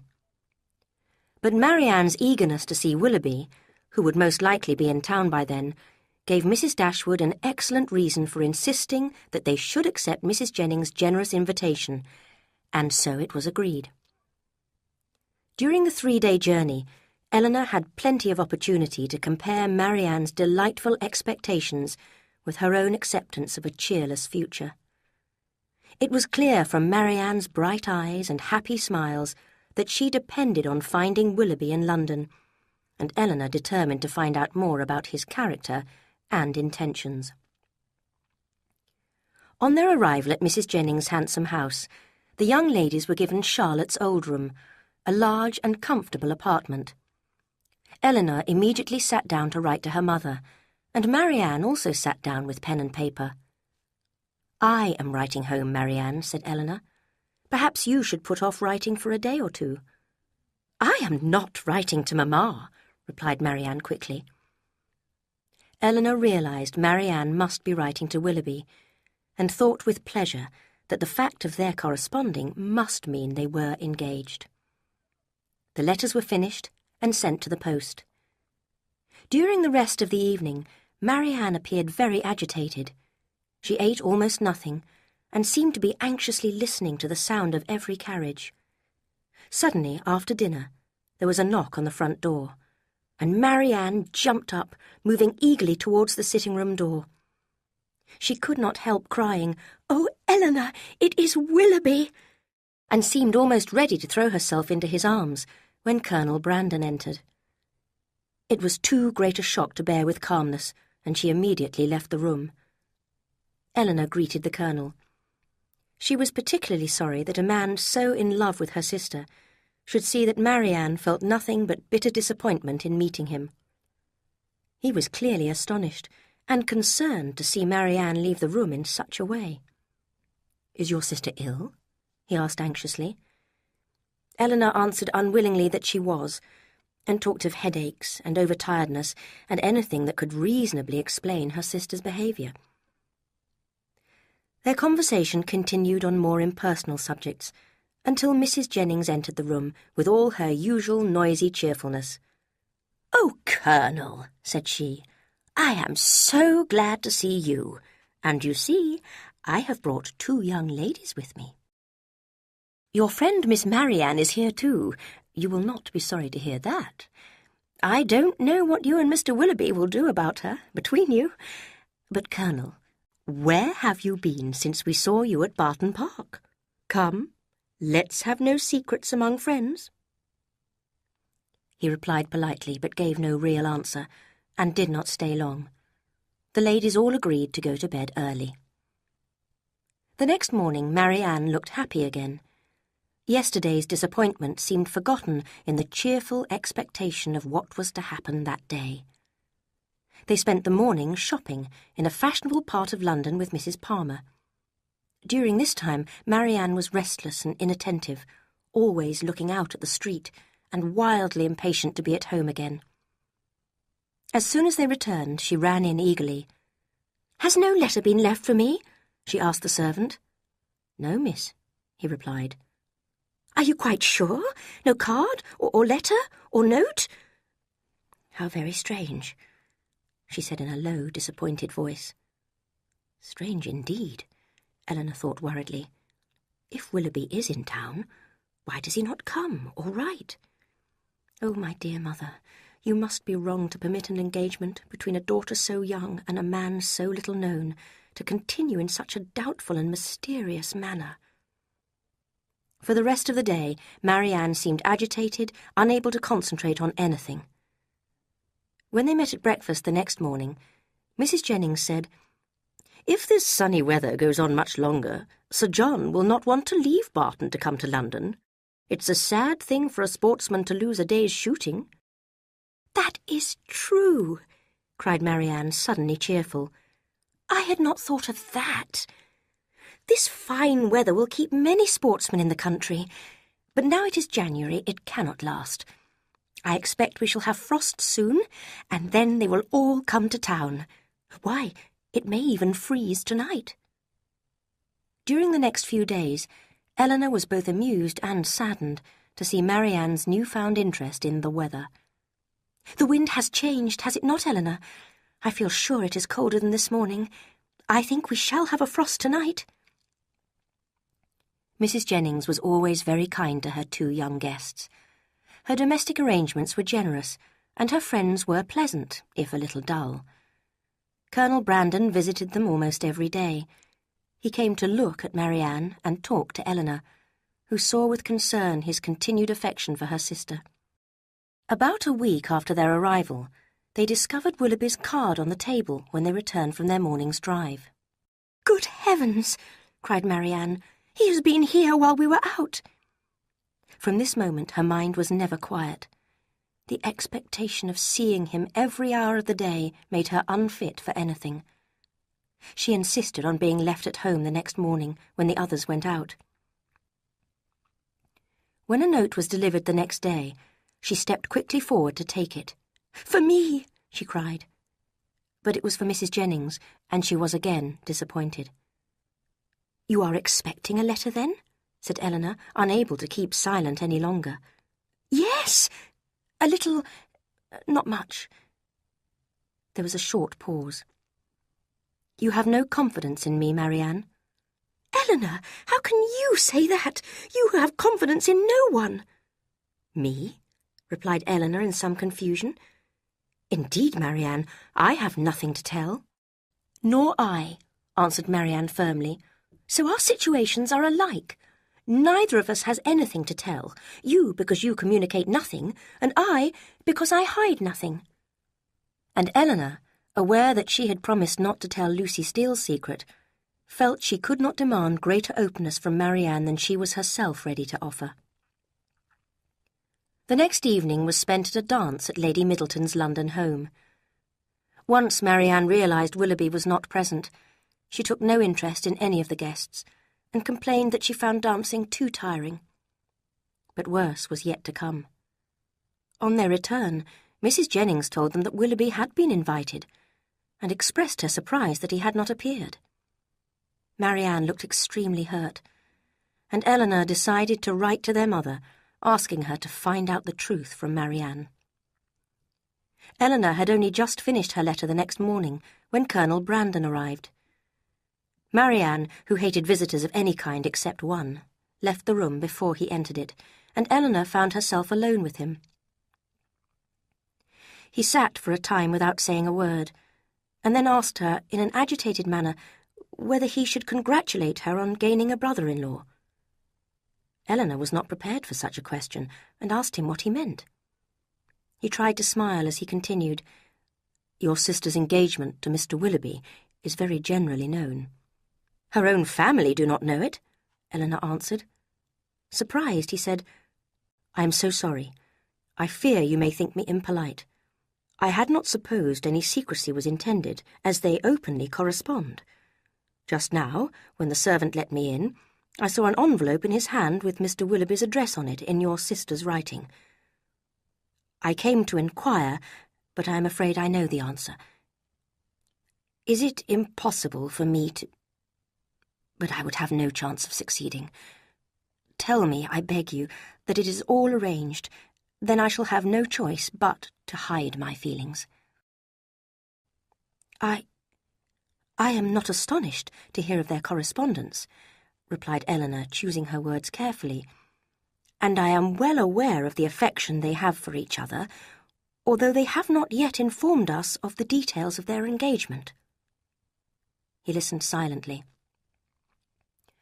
I wish your sister all imaginable happiness, and I hope that Willoughby will try to deserve her, he said in a voice full of feeling, and then rose to leave.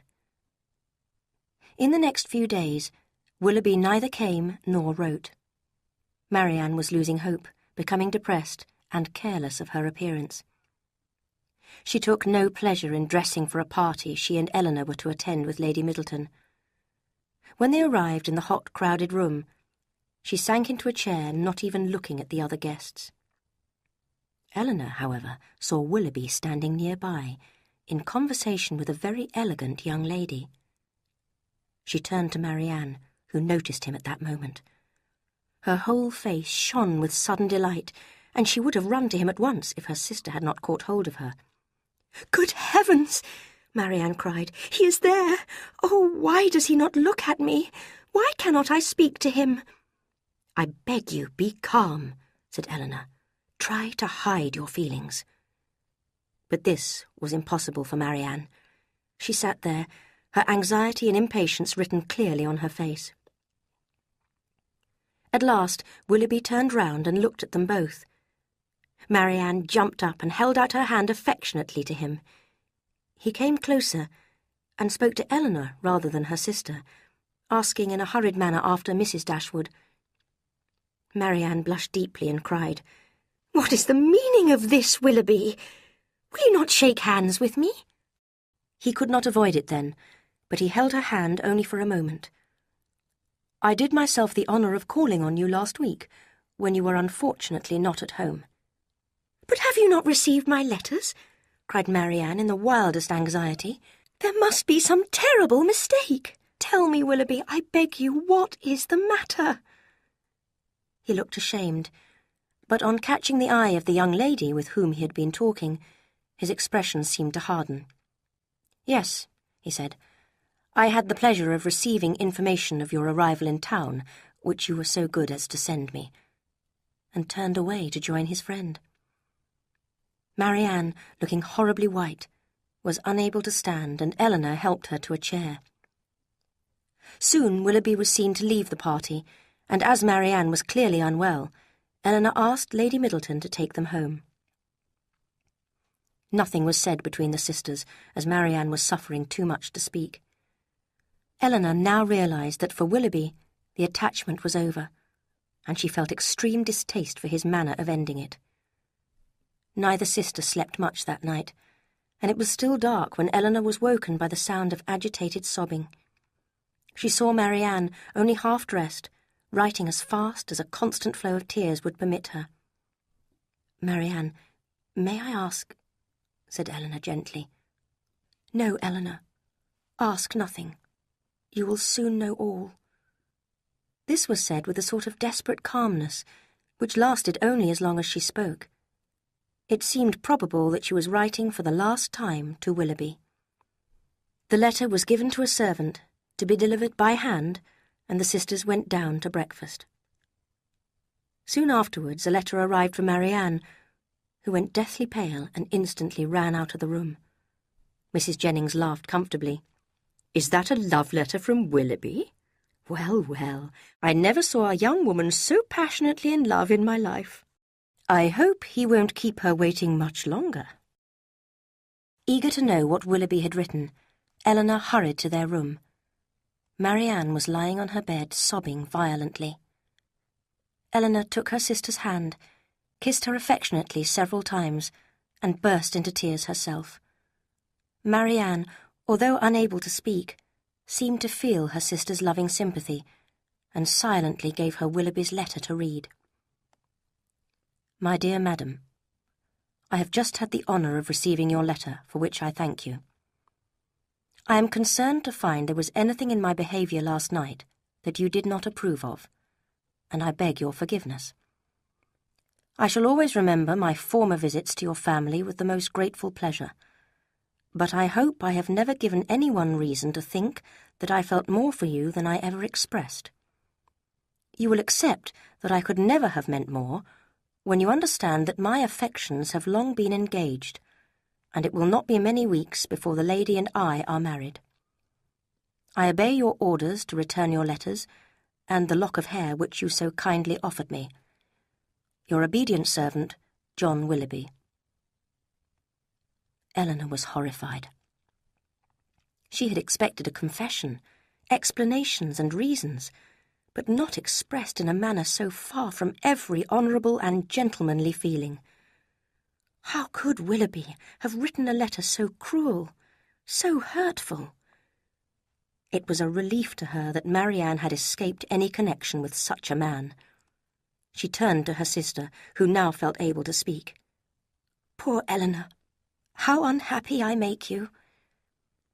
I only wish there were anything I could do which might be of comfort to you.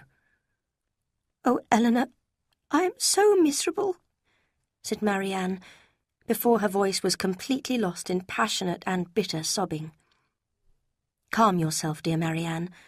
Think of how much more you would have suffered if the discovery of his real character had come at the end of your engagement. Engagement? Cried Marianne. There has been no engagement. He has not made or broken any promise to me. But he told you that he loved you? Yes. No, never absolutely. He never said it in so many words, but every day I read it in his eyes. I felt myself as firmly engaged as if lawyers had written the agreement for us. Unfortunately, he did not feel the same. He did, Eleanor. For weeks and weeks he did. This lock of hair which he says I offered him, he begged and begged me for it on his knees. And now, oh! Eleanor was quite alarmed for her sister's health, as the violence of her sobbing grew, but she managed to persuade her to take some medicine to calm her restless pain of mind and body. Kind Mrs. Jennings showed real concern when she visited the patient. She had heard that Marianne's rival was a Miss Grey, a young woman with £50,000 a year, and that Willoughby had seriously overspent on his carriages and horses and needed money urgently. Mrs. Jennings had no words hard enough to describe his behaviour. She was sincerely sorry she had joked so often about Marianne's attachment, but, with the return of her natural cheerfulness, hoped that it would all be for the best, because now Marianne could marry Colonel Brandon after all. Chapter 7. The Truth About Willoughby. The next day, Marianne felt just as miserable, and could talk about nothing but Willoughby. With affectionate words, Eleanor encouraged her to talk about her feelings. Marianne was determined to avoid Mrs. Jennings' presence, however. "She cannot feel, Eleanor," she cried. "Her kindness is not sympathy. She is only interested in me because she will enjoy telling her friends all the details of my sad situation." It is unfortunate that many people of excellent intelligence and character, like Marianne, are neither reasonable nor fair. Then something happened after breakfast, which sank Mrs. Jennings still lower in Marianne's opinion. The sisters were in their room when Mrs. Jennings hurried in, holding out a letter in her hand and with a cheerful smile on her face. "Now, my dear," she cried, "I bring you something that I am sure will do you good." At once, Marianne imagined a letter from Willoughby, full of affection and believable explanations, instantly followed by Willoughby himself, who would throw himself passionately at her feet. The work of one moment was destroyed by the next. In front of her eyes was her mother's writing, never unwelcome till then, and in the bitterness of her disappointment she felt she had reached the depths of her suffering.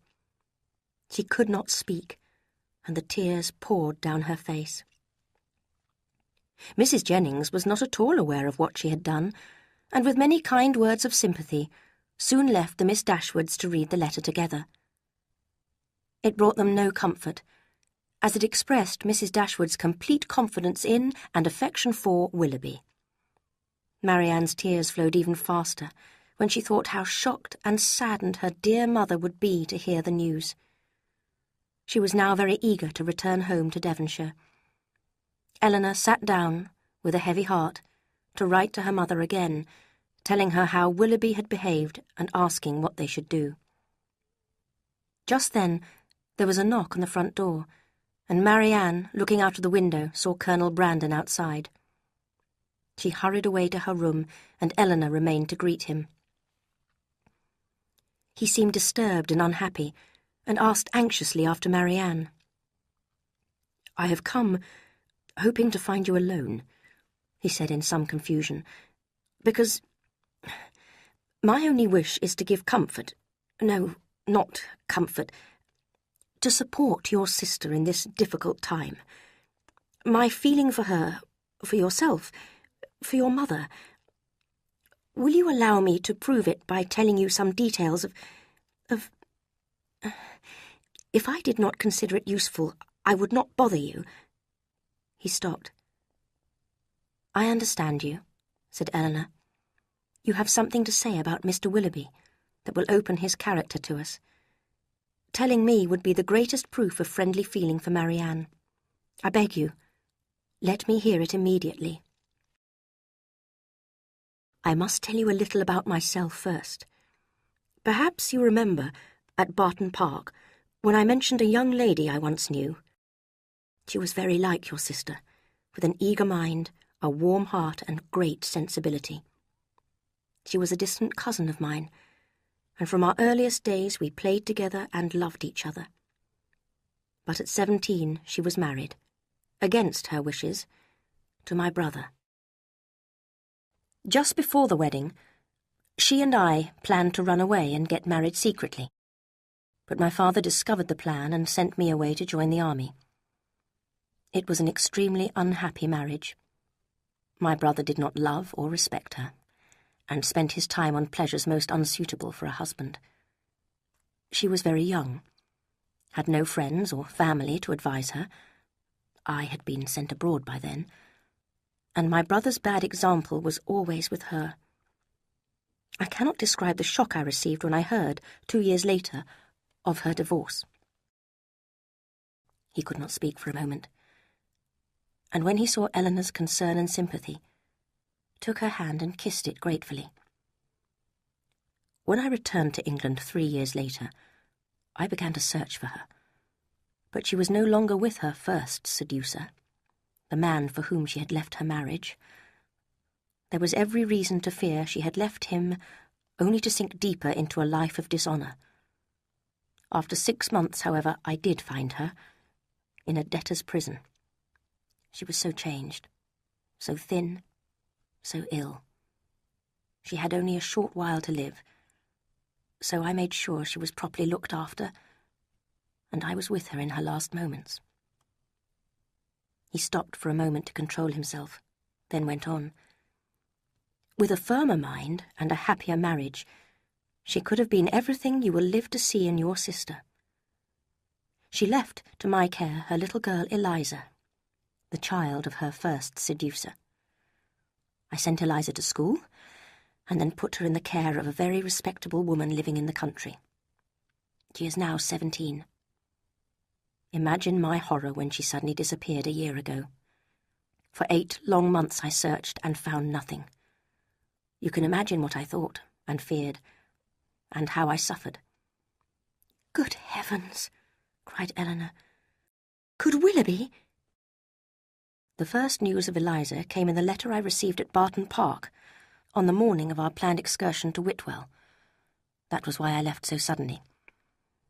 Willoughby did not know that I was called away to help someone he had made poor and miserable. But if he had known, would he have cared? No. He had done what no man of feeling would do. He had left the girl whose innocence he had seduced. Left her with no home, no friends, and no money. "This is beyond everything," cried Eleanor. Now you understand what he is like. Imagine what I have felt all these weeks, knowing his character, and seeing your sister as fond of him as ever. Who can tell what his intentions were towards your sister? One day she will doubtless feel grateful when she compares her situation with that of my poor Eliza. At least there is no dishonour in your sister's suffering, and every friend of hers must feel concern for her unhappiness and respect for her bravery in bearing it. Eleanor thanked the Colonel warmly for his kind words. "Have you," she continued, "seen Willoughby since you left Barton?" "Yes, once," he replied seriously. As Eliza had confessed to me the name of her seducer, I accused him of dishonourable behaviour and challenged him to a duel. We met by appointment, but both of us returned unwounded. And my poor Eliza has had the child she was expecting, and now remains in the country. After this the Colonel left, and Eleanor very soon passed on the details of the conversation to her sister. The effect was not quite what she had hoped. Marianne listened attentively, and appeared to accept Willoughby's guilt. She no longer avoided the Colonel when he came to the house, and talked to him in a gentle, pitying voice. But she seemed even more depressed, now that Willoughby's good character had been lost, as well as his heart. Mrs. Dashwood's letter of reply arrived next day. Her disappointment was almost more painful than Marianne's, and her anger even greater than Eleanor's. But she advised them not to shorten their stay with Mrs. Jennings, which had been expected to last 5 or 6 weeks, as a speedy return to Barton would only remind Marianne of former happy times with Willoughby. She also hoped that Eleanor would see more of the Ferrars family, who would soon be arriving in London. Sir John, Mrs. Jennings, and Mrs. Palmer all spoke forcefully about Willoughby, and determined to have nothing to do with him ever again. They talked so much about him, however, that it was a happy relief to Eleanor when Lady Middleton showed only calm and polite unconcern. Whenever the subject was discussed, she would say gently, "It is very shocking indeed." But privately she was already planning to visit Mrs. Willoughby, who would be a woman of elegance and fortune. Mrs. Jennings was disappointed to see that the Colonel did not look more cheerful now that he no longer had a rival for Marianne. There seemed to be a better understanding between the elder Miss Dashwood and the Colonel, and Mrs. Jennings, who had quite forgotten Edward Ferrars, began to think that Eleanor would become Mrs. Brandon. A fortnight after Willoughby's letter had arrived, Eleanor had the painful duty of informing Marianne that he was married. Marianne received the news bravely at first and said nothing, but the tears came later, as wildly and as passionately as before. About this time, Eleanor was sorry to see the Miss Steeles arrive in London, as their presence always gave her pain. Lucy pretended to feel great delight in finding them in town, and Eleanor had to use all her self-control to answer politely. A pleasanter meeting took place a little later, when their brother, John Dashwood, came to visit them at Mrs. Jennings. He inquired after their health and their mother's, and was introduced to Colonel Brandon, who happened to be there. As it was a fine day, he asked Eleanor to take a short walk with him. As soon as they were out of the house, his questions began. "Who is Colonel Brandon? Is he a man of fortune?" "Yes, he has a large house with some land, and I believe about £2,000 a year." "I think, Eleanor, I will soon be congratulating you on making a very respectable marriage. He seems most gentlemanly, and he likes you, I'm sure of it." "He has not the smallest wish to marry me." "You are wrong, Eleanor. A very little effort on your side will catch him. Some of those little encouragements, which ladies can so easily give, will fix him, in spite of the smallness of your fortune. You should try for him. How amusing if Fanny had a brother and I had a sister marrying at the same time." "Is Mr. Edward Ferrars," Eleanor said calmly, "going to marry?" "It is not actually arranged yet, but the lady is Miss Morton, Lord Morton's only daughter, with £30,000 of her own. Edward's mother will most generously allow him £1,000 a year if he marries Miss Morton. I wish we could live so comfortably. I'm afraid our income is not large enough for us to live as we would like." And he shook his head sadly at the thought of his own difficulties. The following week, Mr. and Mrs. John Dashwood gave a grand dinner party. The Middletons, Mrs. Jennings, Colonel Brandon, the Miss Dashwoods, and the Miss Steeles were all invited. Eleanor and Lucy both knew that Mrs. Ferrars would be present as well. "Pity me, dear Miss Dashwood," whispered Lucy as they walked up the stairs. "In a moment I shall see the person on whom all my happiness depends, my future mother-in-law." Mrs. Ferrars was a little, thin woman with a disagreeable expression. She was not a woman of many words, but she made it very clear that she strongly disliked Eleanor and as strongly approved of Lucy. If she knew Lucy's secret, thought Eleanor amused, how she would hate her. She felt almost relieved that she could not now hope to become Edward's wife with such a mother-in-law. The next morning, Eleanor received a visit from Lucy, who had been so delighted by Mrs. Ferrars' welcoming behaviour to her that she felt she simply had to tell her dear friend about it. "She was so kind to me. Did you not notice it? And your sister-in-law too. What elegant, delightful women they are." Before Eleanor could bring herself to reply, the door opened and Edward walked in. It was a very difficult moment for the three of them, but Eleanor took control of the situation. Anxious to show that nothing was wrong, she welcomed him in her usual way. Lucy kept silent, watching Eleanor narrowly out of the corner of her eye, while Edward did not know what to say in his confusion and could not keep the conversation going. Soon Eleanor decided bravely to leave the engaged couple alone for a while and went to fetch Marianne. Rushing delightedly into the room, Marianne cried, "Dear Edward, this is a moment of great happiness," and looked lovingly at him and her sister. There was a short silence. "My dear Edward," Marianne continued, "why did you not come last night to your sister's dinner party? We were all there." "I had an appointment somewhere else." "An appointment? But was that so important when such friends wanted to see you?" "Perhaps, Miss Marianne," said Lucy smoothly, "you think young men never keep their appointments or their promises." Eleanor was very angry, but Marianne just answered, "No, I trust Edward. He is the most thoughtful, unselfish person I have ever met. He would never knowingly hurt anyone, I know." This praise was so unacceptable to Edward that he very soon got up to leave, and Eleanor had every reason to expect that this painful meeting would not be repeated. John and Fanny Dashwood continued to see Eleanor and Marianne at London parties and dances, and John began to wonder about inviting his sisters to stay for a few days. Fanny, however, was astonished at this suggestion. "My love, I would ask them with all my heart if it was possible, but I had just decided to ask the Miss Steeles to stay with us. We can ask your sisters some other year, you know." Mr. Dashwood agreed at once, and Fanny, delighting in her escape and proud of her quick thinking, wrote to invite Lucy and her sister. This made Lucy really happy. Such an opportunity of being near Edward and his family was the most useful thing in the world for her.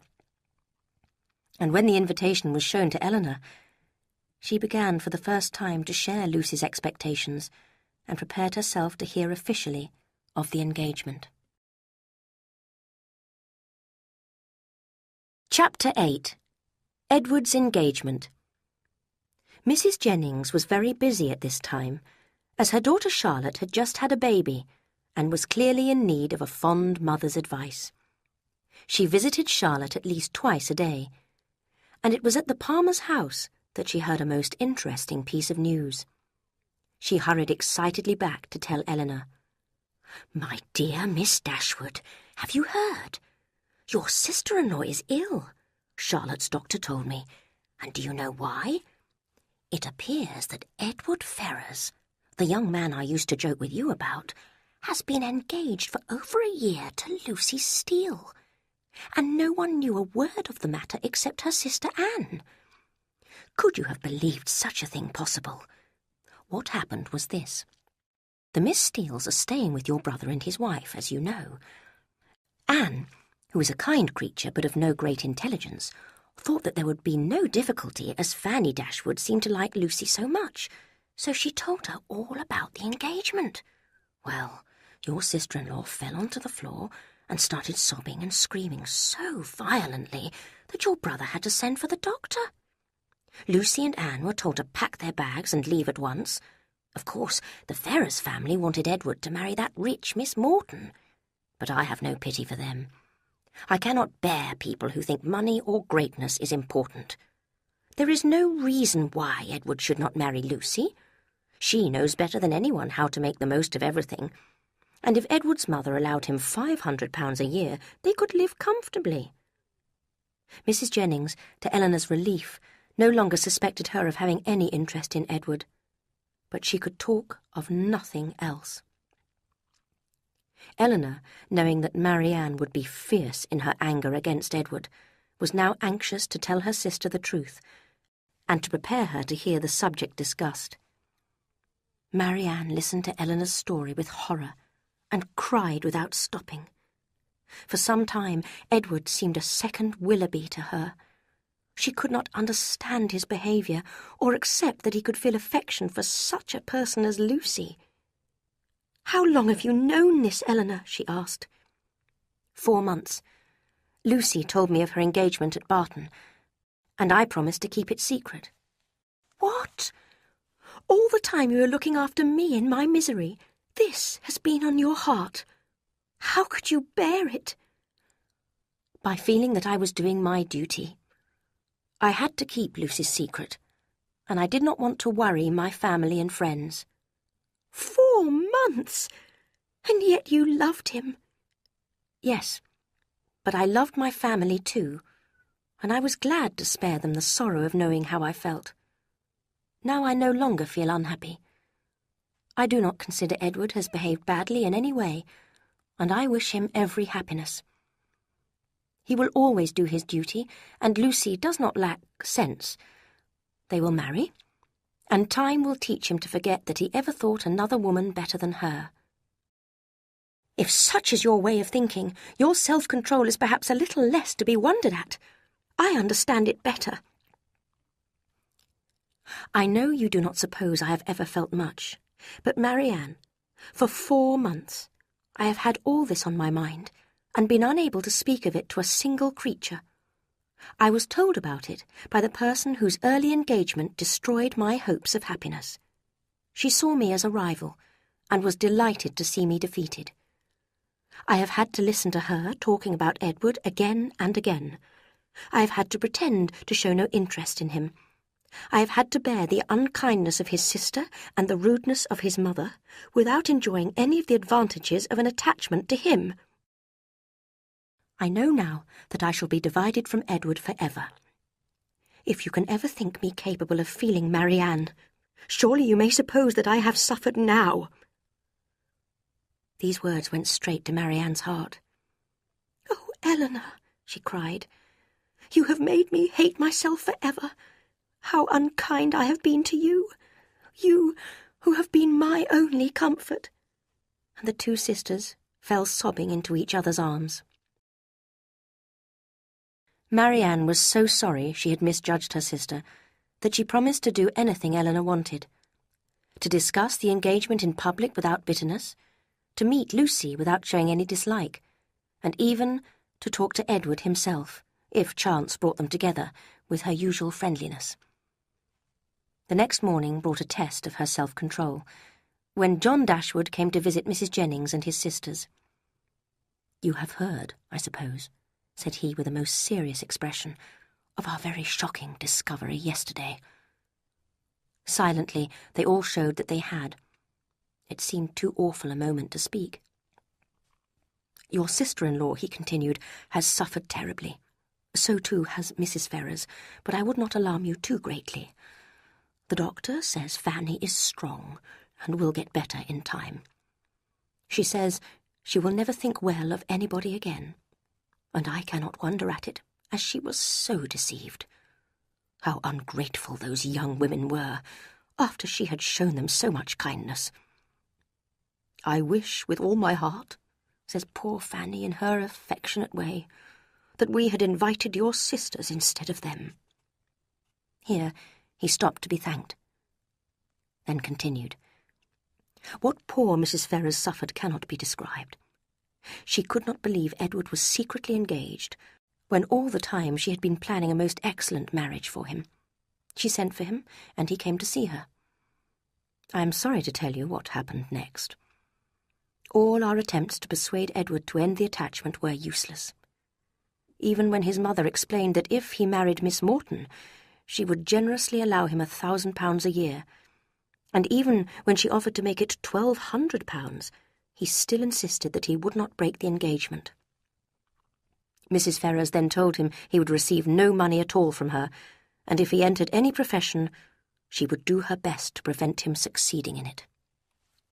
"Good heavens!" cried Marianne. "Can this be possible?" "Your surprise is very natural, Marianne," said her brother. "It is astonishing that Edward could not be persuaded." Marianne, about to disagree fiercely, remembered her promises to Eleanor, and said nothing. "Well," cried Mrs. Jennings, "I think he has behaved like an honest man. He must keep his promise to marry Lucy Steele. If he broke it, the world would think him a worthless scoundrel." "I respect your views, madam," said John Dashwood politely, "but I am afraid that a good, thoughtful mother like Mrs. Ferrars, with such a very large fortune, cannot approve of her son's secret engagement to this most unsuitable young woman. I am sorry to say that it has all ended in a most unhappy separation. Mrs. Ferrars told Edward to leave her house, and he obeyed at once. She does not wish to see him ever again, and has now decided very understandably that Robert, not Edward, should inherit her fortune when she dies. Poor Edward. His younger brother will be wealthy while he remains poor. I feel for him sincerely." John Dashwood left soon afterwards, and the three ladies immediately joined together in their firm disapproval of Mrs. Ferrars' behaviour and their warm praise of Edward's. The next morning, Eleanor received a letter from Lucy. "I hope, my dear Miss Dashwood, you will not mind my writing to you. I know that, as a true friend, you will be pleased to hear my news. Edward and I, although we have suffered terribly in all our recent troubles, are quite well now, thank God, and happy in each other's love. We are very grateful to our friends, yourself not the least among them, for helping us through our many difficulties. I shall always remember your great kindness, and so will Edward. I am sure you will be glad to hear that I spent 2 happy hours with him yesterday. I offered him his freedom, and was ready to consider our engagement at an end, if that was what he wanted. But he would not hear of it, and said he did not care about his mother's anger, as long as he had my affections. Life will not be easy for us, it is true, but we must wait and hope for the best. He will enter the church soon, and if you ever have the opportunity to recommend him to anybody who can give him a living, I am sure you will not forget us. And dear Mrs. Jennings, too. I hope she will say a good word for us to any friend who may be able to help us.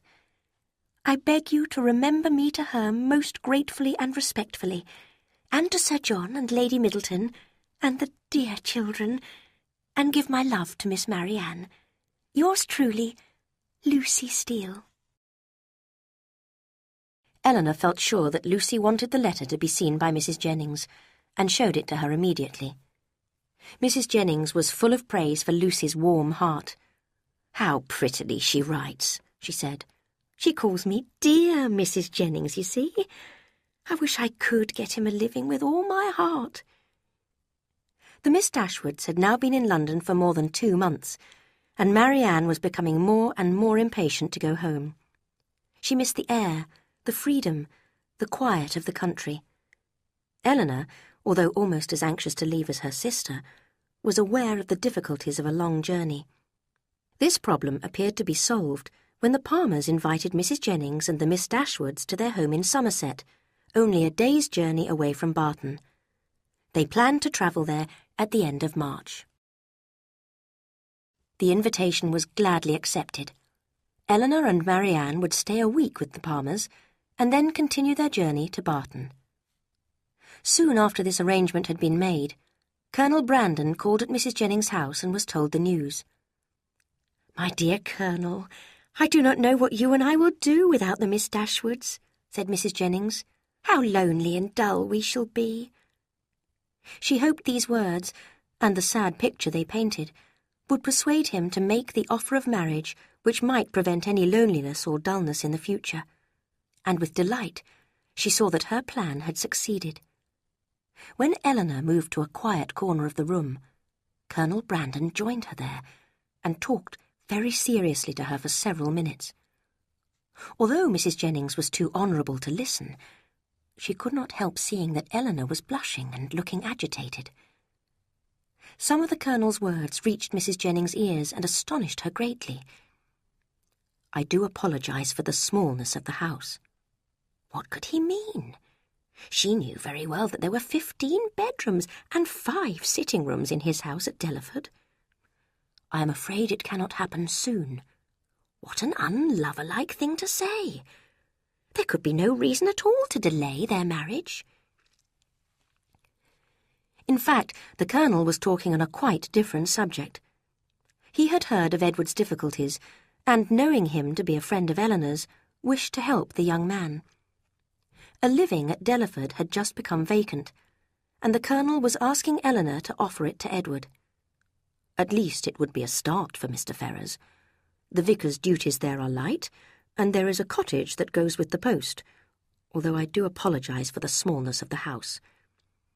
The income is only £200 a year, so I am afraid his marriage cannot happen very soon. Eleanor expressed her grateful thanks for the Colonel's generous offer and promised to tell Edward the good news. When Colonel Brandon had left, Mrs. Jennings spoke to Eleanor with a knowing smile. "Well, Miss Dashwood, I couldn't help overhearing the Colonel's words, and I can tell you I was never better pleased in my life." "Yes," said Eleanor, "it is a matter of great happiness to me, but I was so surprised when he spoke to me about it." "My dear, I am not in the least astonished by it.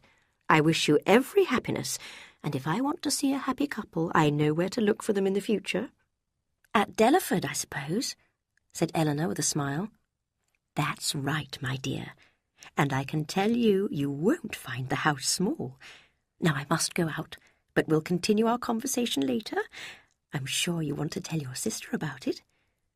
"Certainly, madam, but I shall not mention it to anyone else at present." "Oh," said Mrs. Jennings, disappointed. "Then you would prefer me not to tell Charlotte, or Sir John, or Lucy?" "Yes, madam, if you don't mind. I must speak to Mr. Ferrars first to arrange matters with him." This was at first extremely puzzling for Mrs. Jennings, but after a moment's thought she had a happy idea. Edward must be the vicar they had chosen to carry out the wedding ceremony. She hurried excitedly off on her morning visits, aware of the important secret that she was not allowed to tell. By chance, as she left the house, she met Edward at the door. He had called only to leave a note, but Mrs. Jennings insisted on his going in to see Miss Dashwood, who had particular news to give him. Eleanor had begun to write a letter to Edward when she looked up to find him standing in front of her. Her astonishment and confusion were very great. Edward, too, was confused, and for a few moments neither knew what to say to the other. At last, however, the Colonel's offer was made, and Edward, although astonished at this kindness from a stranger, was deeply grateful for the opportunity. He soon realised that he owed more than he could express to Eleanor, and also began to suspect that the Colonel might have a particular reason for wishing to help any friend of hers. There was sadness in his eyes as he rose to say good-bye. "When I see him again," said Eleanor to herself as the door shut behind him, "I shall see him, the husband of Lucy." When Mrs. Jennings returned, she was eager to find out more. "Well, my dear, and how soon will the young man be ready?" "In 2 or 3 months, I imagine," replied Eleanor. 2 or 3 months? My dear, how calmly you talk. Can the Colonel wait so long? I know you wish to do a kindness to Mr. Ferrars, but could you not find someone who is already a vicar?" "My dear madam, What can you be thinking of? The Colonel's only intention is to be of use to Mr. Ferrers." "Good heavens, my dear! Surely you do not mean that the Colonel only marries you in order to give £10 to Mr. Ferrers as his vicar's fee for the ceremony?" The confusion could not continue after this, and there was much amusement as Eleanor explained. Mrs. Jennings was just as delighted with the true situation, and looked forward to visiting Lucy and Edward in the vicar's house at Delaford in a few months' time. Eleanor now knew that Edward's marriage to Lucy was certain. She herself had helped to smooth the path towards it. Chapter 9. Marianne's Illness. Before leaving London, Eleanor paid one last visit to her brother and his wife. Fanny did not wish to see her and stayed in her room, but John was very interested in the news of Edward's good luck. He could not understand why the Colonel should give away a living when he could have sold it. But he had something more particular to say to his sister. Taking her hand, he spoke in a very serious whisper. "There is one thing I must say, because I know it will please you. I know, in fact, Fanny heard her mother say, that although perhaps she did not approve of a certain attachment of Edward's, you understand me, it would have been far preferable to her than this engagement to Miss Steele. Of course, all that is quite in the past now and out of the question, but I thought I would just tell you, my dear Eleanor. Not that you have any reason to be sad. There is no doubt of your doing extremely well. Has Colonel Brandon been with you lately?" Eleanor was glad to be spared the need to reply by the entrance of Mr. Robert Ferrers. She had only met him once before, and had found him a thoughtless and insensitive young man, full of his own self-importance. This short meeting only served to support her low opinion of his head and heart. He talked happily of Edward's inheritance, which he would now enjoy, and laughed loudly at the idea of Edward as a poor vicar living in a cottage. "His engagement certainly was very shocking news," he added. "I said to my mother, 'My dear madam, I do not know what you intend to do, but for myself I must say that if Edward marries this young woman, I shall never see him again.' I saw the girl once, you know, just a plain country girl with no elegance or beauty. I cannot help thinking that if I had heard of the connection earlier, I could have persuaded Edward to break it off. But now it is all too late. He must be punished, that is certain." Eleanor was relieved that she could not stay long, and sincerely hoped she would not see Robert Ferrers again. The journey to Cleveland, the Palmers' home in Somerset, took 2 days. Their house was comfortable and modern, with large, well-kept gardens and woods. On her arrival, Marianne went straight into the garden. She was feeling more agitated than usual, aware of being only 80 miles from Barton, and only 30 from Willoughby's country house. But she loved being back in the romantic countryside. She determined to spend as much time as possible taking lonely walks through the gardens and woods. Alone, she would be free to delight in her misery, thinking, dreaming, remembering. The hours passed quietly at Cleveland. Mrs. Palmer had her child, and Mrs. Jennings her sewing. Eleanor was surprised to find Mr. Palmer very capable of being a pleasant companion, and only occasionally rude to his wife and mother-in-law. Colonel Brandon, who was also a guest of the Palmers, spent a great deal of time with Eleanor, talking to her about the vicar's house at Delaford and the repairs he was planning to have done to it. His pleasure in her conversation and his respect for her opinion would have been enough to justify Mrs. Jennings' view of his attachment, and even, perhaps, to make Eleanor suspect it herself.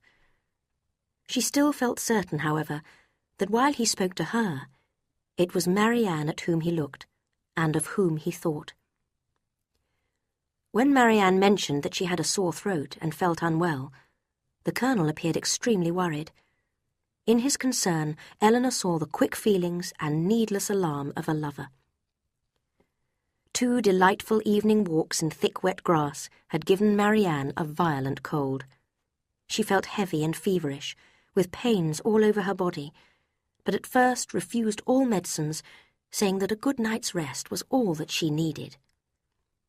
The next day, however, she was worse, unable to do anything except lie miserably on a sofa, and after another restless, feverish night, Eleanor was ready to send for the Palmers' doctor. After examining his patient, he said that she was suffering from an infection and would recover in a few days.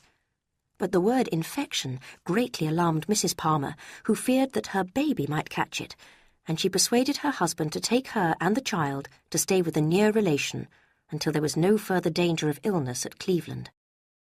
Mrs. Jennings kindly insisted on staying with the Miss Dashwoods, as she felt responsible for the young ladies in their mother's absence, and Colonel Brandon also offered to stay in case a gentleman's help was needed. Poor Marianne now felt really ill and extremely miserable, as their return to Barton would have to be considerably delayed. Several days passed, and Marianne's condition remained the same. The doctor came every day, talking each time of a speedy recovery, and Eleanor was just as hopeful. In her letters home, she had not told her mother of the seriousness of Marianne's illness, and now congratulated herself on not alarming Mrs. Dashwood unnecessarily. But that evening, Marianne became restless again, and Eleanor stayed beside her bed, watching her turning feverishly from side to side. Suddenly Marianne sat up and cried wildly, "Is Mamma coming?" "Not yet," replied Eleanor, hiding her terror and helping her sister to lie down again. "It is a long way from Barton." "But she must come soon," cried Marianne desperately. "I shall never see her again if she does not come soon." Eleanor was so alarmed that she sent for the doctor at once, and decided to send a messenger to Barton to fetch her mother.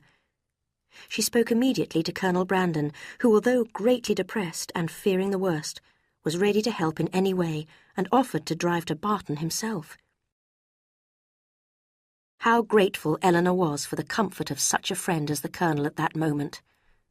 Not a second was lost in delay of any kind, and the Colonel drove off into the night, leaving Eleanor to watch over her sister. Both sisters suffered greatly during that night, Marianne in her sleepless pain and fever, and Eleanor in cruel anxiety that her mother would arrive too late to see her dear child alive.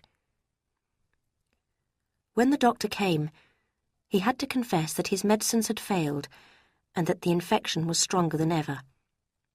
Eleanor was calm, except when she thought of her mother, but she was almost without hope. She stayed by her sister's bed all morning, her thoughts confused and sorrowful. But at midday she began to see signs of the fever going down. Cautiously she told herself not to hope, but soon it seemed almost certain. And on the doctor's next visit, he was able to congratulate her on Marianne's slow but sure recovery. Mrs. Jennings showed her delight by talking and laughing without stopping, but Eleanor's feelings were of a different kind. Her relief and happiness were strong, but silent. That evening, Marianne fell into a quiet, comfortable sleep, and Eleanor knew that at last she was out of danger. Her thoughts now began to turn to her mother's arrival, which was expected at any moment. Mrs. Jennings persuaded her to leave Marianne's bedside for a few minutes to drink some tea, but Eleanor soon returned to sit by her sleeping sister and wait for the travellers from Barton. The night was cold and stormy, but as long as Marianne slept peacefully, Eleanor did not mind the beating of the rain on the windows or the noise of the wind blowing round the house. At 8 o'clock, she heard a carriage drive up to the front door. Knowing what her poor mother must be feeling, Eleanor found it impossible to be calm and hurried downstairs. She rushed into the sitting-room and saw Willoughby. With a look of horror, she stepped backwards and was about to leave the room, when he said rapidly, "Miss Dashwood, I beg you to stay. I have something I must tell you." Eleanor was astonished. "To tell me?" "Well, sir, if you must. But be quick, I have no time to spare." "Tell me first, is your sister really out of danger?" "We hope she is," replied Eleanor coldly. "Thank God! I heard she was ill, and I have driven all day to get here. I have come to offer some kind of explanation, to show you that I have not always been a scoundrel, and to receive something like forgiveness from your sister. Marianne has already forgiven you." "Has she?" he cried eagerly. "But listen, I must explain. When I first met your family, I had no other intention than to pass the time pleasantly while in Devonshire. My income was never large, and my debts are always very great, so I was planning to attach myself to a woman of fortune. But I soon found myself sincerely fond of your sister, and the happiest hours of my life were spent with her. I allowed myself, most wrongly, to put off asking her to marry me. At last I determined to speak of marriage, but unfortunately my relation, Mrs. Smith, had just discovered a connection." He reddened and looked away. "But you have probably heard the whole story from Colonel Brandon." "I have," replied Eleanor, also blushing, "and I cannot see how you will explain away your part in that terrible business." "No, I know I was at fault," cried Willoughby, "but I must ask you to believe that I had no idea Eliza was in such need. I suffered too because Mrs. Smith was extremely angry at my behaviour and refused to allow me any more money or see me again. I knew that if I married Marianne I would be poor, and I couldn't bear the thought of that. So I came to Barton Cottage to say goodbye to her. How happy I had been the day before, ready to become engaged to her, and how miserable I was when I saw her sorrow and deep disappointment. Oh, God, what a hard-hearted scoundrel I was." There was a short silence, while Willoughby recovered his self-control, and Eleanor's heart softened a little towards him. "And then, in London, Marianne's notes to me. Every word was a knife in my heart. She was far dearer to me than any other woman in the world, but by then I was engaged to Miss Grey." "Do not speak like that of my sister, Mr. Willoughby," said Eleanor. "Remember that you are a married man now." He began to laugh wildly. "Married, yes. Did you like the letter I wrote to Marianne? Miss Grey happened to see Marianne's last note to me and read it. Her jealous anger made her think of a cruel punishment for me. She told me what to write and watched over me as I wrote the letter. They were all her own gentle words, her own sweet thoughts. I could not risk losing her. I needed her money to pay my debts." "You ought not to speak of Mrs. Willoughby in this way. You have made your choice, and should respect your wife. She does not deserve your pity. I have no chance of domestic happiness with her. But do you think me less guilty than before? Will you tell your sister, when she has recovered, what I have told you? If ever, one day, by some happy chance, I were free again—" Eleanor stopped him with a frown. "Well, I shall leave now. I shall live in terror of one event, your sister's marriage." "She can never be more lost to you than she is now." "But someone else will have her, and if that someone were he whom of all men I could least bear. But I must go. Goodbye." And he almost ran out of the room. Eleanor's heart was full as she returned to her sleeping sister. The past, the present, the future, Willoughby's visit and the pity she felt for him, Marianne's health and her mother's expected arrival, made her so agitated that she did not notice her hunger or tiredness. Only half an hour later, a second carriage arrived at the house. Eleanor hurried to the door, just in time to receive and support her mother as she entered, half dead with fear. In a moment, Eleanor was able to give the good news, and Mrs. Dashwood's tears silently expressed her relief. Colonel Brandon shared her feelings in an even greater silence. In 2 minutes, Mrs. Dashwood was with her suffering child, made dearer than ever by absence, unhappiness, and danger. Marianne's recovery continued every day, and Mrs. Dashwood soon found an opportunity to tell Eleanor another piece of news. On the long drive from Barton to Cleveland, Colonel Brandon had been unable to hide his feelings, and had told Mrs. Dashwood that he had long wanted to marry Marianne. Mrs. Dashwood was now as certain of the Colonel's excellent character as she had once been of Willoughby's, and hoped that Marianne would, in time, come to accept Colonel Brandon's offer of marriage. Chapter 10. Return to Barton.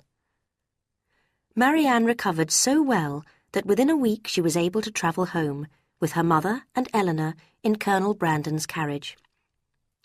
Eleanor was pleased to see that Marianne showed a new firmness of mind and calmness of expression. Although she was clearly still upset when she thought of the past, she was now able to control her feelings and show a cheerful face to her family. She started planning a new life for herself. "When I am stronger, Eleanor, we will take long walks together every day. I shall never get up later than 6, and I shall spend every morning practicing my music or reading." Eleanor smiled, doubting whether this plan would last very long, but happy to see Marianne enthusiastic again. A couple of days later, the weather was so fine that Mrs. Dashwood encouraged Eleanor to take Marianne out for a gentle walk, and the sisters set out along the quiet country road. "There, exactly there," said Marianne, pointing to the hill behind the house, "is where I fell and first saw Willoughby. I am thankful to find that I can see the place with so little pain. Can we talk on that subject now, do you think, Eleanor?" She was affectionately encouraged to speak openly. "I know how badly I have behaved. My illness has given me time to think. I should never have been so incautious in my behaviour with Willoughby, and so impolite to other people. I know now that my own uncontrolled feelings caused my suffering, and even my illness was all my own fault. I have been unkind and unfair to almost everybody I know, but especially to you, dearest Eleanor. Did I follow your example? No. Did I help or comfort you when you were suffering? No. I only thought of my own sorrow and my own broken heart." Eleanor, impatient to calm her, praised her honesty. "I can never forget Willoughby," continued Marianne, "but my memories no longer make me miserable. If I only knew that he did not always intend to deceive me, that he had some good in him, I would have much greater peace of mind." Eleanor took a deep breath and passed on to her sister what Willoughby had told her. Marianne said nothing, but tears ran down her face. They were now on their way back to the cottage, and as they reached the door, she kissed Eleanor gratefully, whispered, "Tell Mamma," and went slowly upstairs. When Mrs. Dashwood heard the story, she expressed some pity for Willoughby, but for her nothing could remove the guilt of his behaviour towards Eliza and then Marianne. In the evening, when they were all together, Marianne spoke again of Willoughby. "I wish to tell you both," she told her mother and Eleanor in a trembling voice, "that what Eleanor told me this morning was a great relief to me. I could never have been happy with him after knowing all this." I know," cried her mother. "My Marianne, happy with a scoundrel like that? No." "Marianne, you consider the matter," said Eleanor, "exactly as a sensible person should. And I expect you realise that marriage to him would have involved you in many troubles and disappointments. You would always have been poor, and perhaps your influence on his heart would have lessened, as he realised his selfish demands could not be met." "Selfish? Do you think him selfish?" said Marianne. "Yes, you are right. It is true. How foolish I was." "I am more to blame than you, my child," said Mrs. Dashwood. "I should have discovered his intentions earlier." During the next few days, Marianne continued to get stronger, and life at Barton fell back into the old routines. Eleanor grew impatient for some news of Edward, but the news arrived in a rather unexpected way. Mrs. Dashwood's manservant, Thomas, had been sent to Exeter one morning on business, and on his return finished his report with these words. "I suppose you know, madam, that Mr. Ferrers is married?" Marianne looked quickly at Eleanor's white face and burst into uncontrolled sobbing. Mrs. Dashwood did not know which daughter to take care of first. She and Margaret led Marianne to another room, and then Mrs. Dashwood hurried back to Eleanor, who, although clearly upset, had been able to start questioning Thomas. At once, Mrs. Dashwood took that trouble upon herself. "Who told you that Mr. Ferrers was married, Thomas?" "I saw him myself, madam, with his lady, Miss Steele, as her name was then. Miss Steele called to me from a carriage and asked after the young lady's health. Then she smiled and said she had changed her name since she was last in Devon." "Was Mr. Ferrers in the carriage with her?" "Yes, madam. He was sitting next to her, but I didn't see his face, and Mr. Ferrers isn't a gentleman for talking much." "Did Mrs. Ferrers look well?" "Yes, madam, very well and extremely happy." Thomas was then sent away, and Eleanor and her mother sat in thoughtful silence. Mrs. Dashwood now realised that Eleanor had hidden her feelings for Edward in order to spare her mother any unhappiness. She felt guilty that Marianne's suffering had taken up so much of her time, when her eldest daughter was probably just as much in need of her care and attention. Eleanor herself was extremely miserable. She had always had a secret hope that something might happen to prevent his marrying Lucy. But now he really was married, and she could not bear the thought of it. A few days later, a gentleman was seen riding up to their front door. At first, Eleanor thought it must be Colonel Brandon, but it was not him. In fact, it looked just like Edward. She looked again. It was Edward. She moved away from the window and sat down. "I will be calm. I must be calm." Her mother and sisters had recognised Edward too, but not a word was spoken, and they all waited in silence for their visitor to appear. He entered, looking pale, agitated, and afraid. Mrs. Dashwood greeted him kindly and wished him every happiness. He blushed and said something no one could hear. Eleanor desperately began to talk about the weather. When she had finished expressing her extreme delight in the dryness of the season, a very awful pause took place. It was ended by Mrs. Dashwood, who felt it necessary to hope that Mrs. Ferrers was well. Edward replied hurriedly that she was. Another pause. "Is Mrs. Ferrers in Plymouth?" asked Eleanor bravely. "Plymouth?" he said, surprised. "No, my mother is in London." "I meant," said Eleanor, taking up her sewing from the table, "to ask about Mrs. Edward Ferrers." He blushed, looked puzzled, hesitated, then said, "Perhaps you mean my brother. You mean Mrs. Robert Ferrers." "Mrs. Robert Ferrers?" repeated Marianne and Mrs. Dashwood in the greatest astonishment. Eleanor could not speak. "Yes," said Edward hurriedly. "You may not have heard that my brother is now married to Miss Lucy Steele." Eleanor could sit there no longer. She ran out of the room, and as soon as the door was closed, burst into tears of happiness. Until then, Edward had avoided looking at her. Now he watched her hurry away and seemed to fall into a dream. At last, without saying a word, he got up, left the room, and walked out of the house. Great was the astonishment he left behind him. One thing, however, was certain. Edward was now free, and it was not hard to guess how he would use this freedom. Walking about in the fresh air made him feel brave enough to return, and when they all sat down to tea at 4 o'clock, Edward had won his lady, gained her mother's permission, and was the happiest man alive.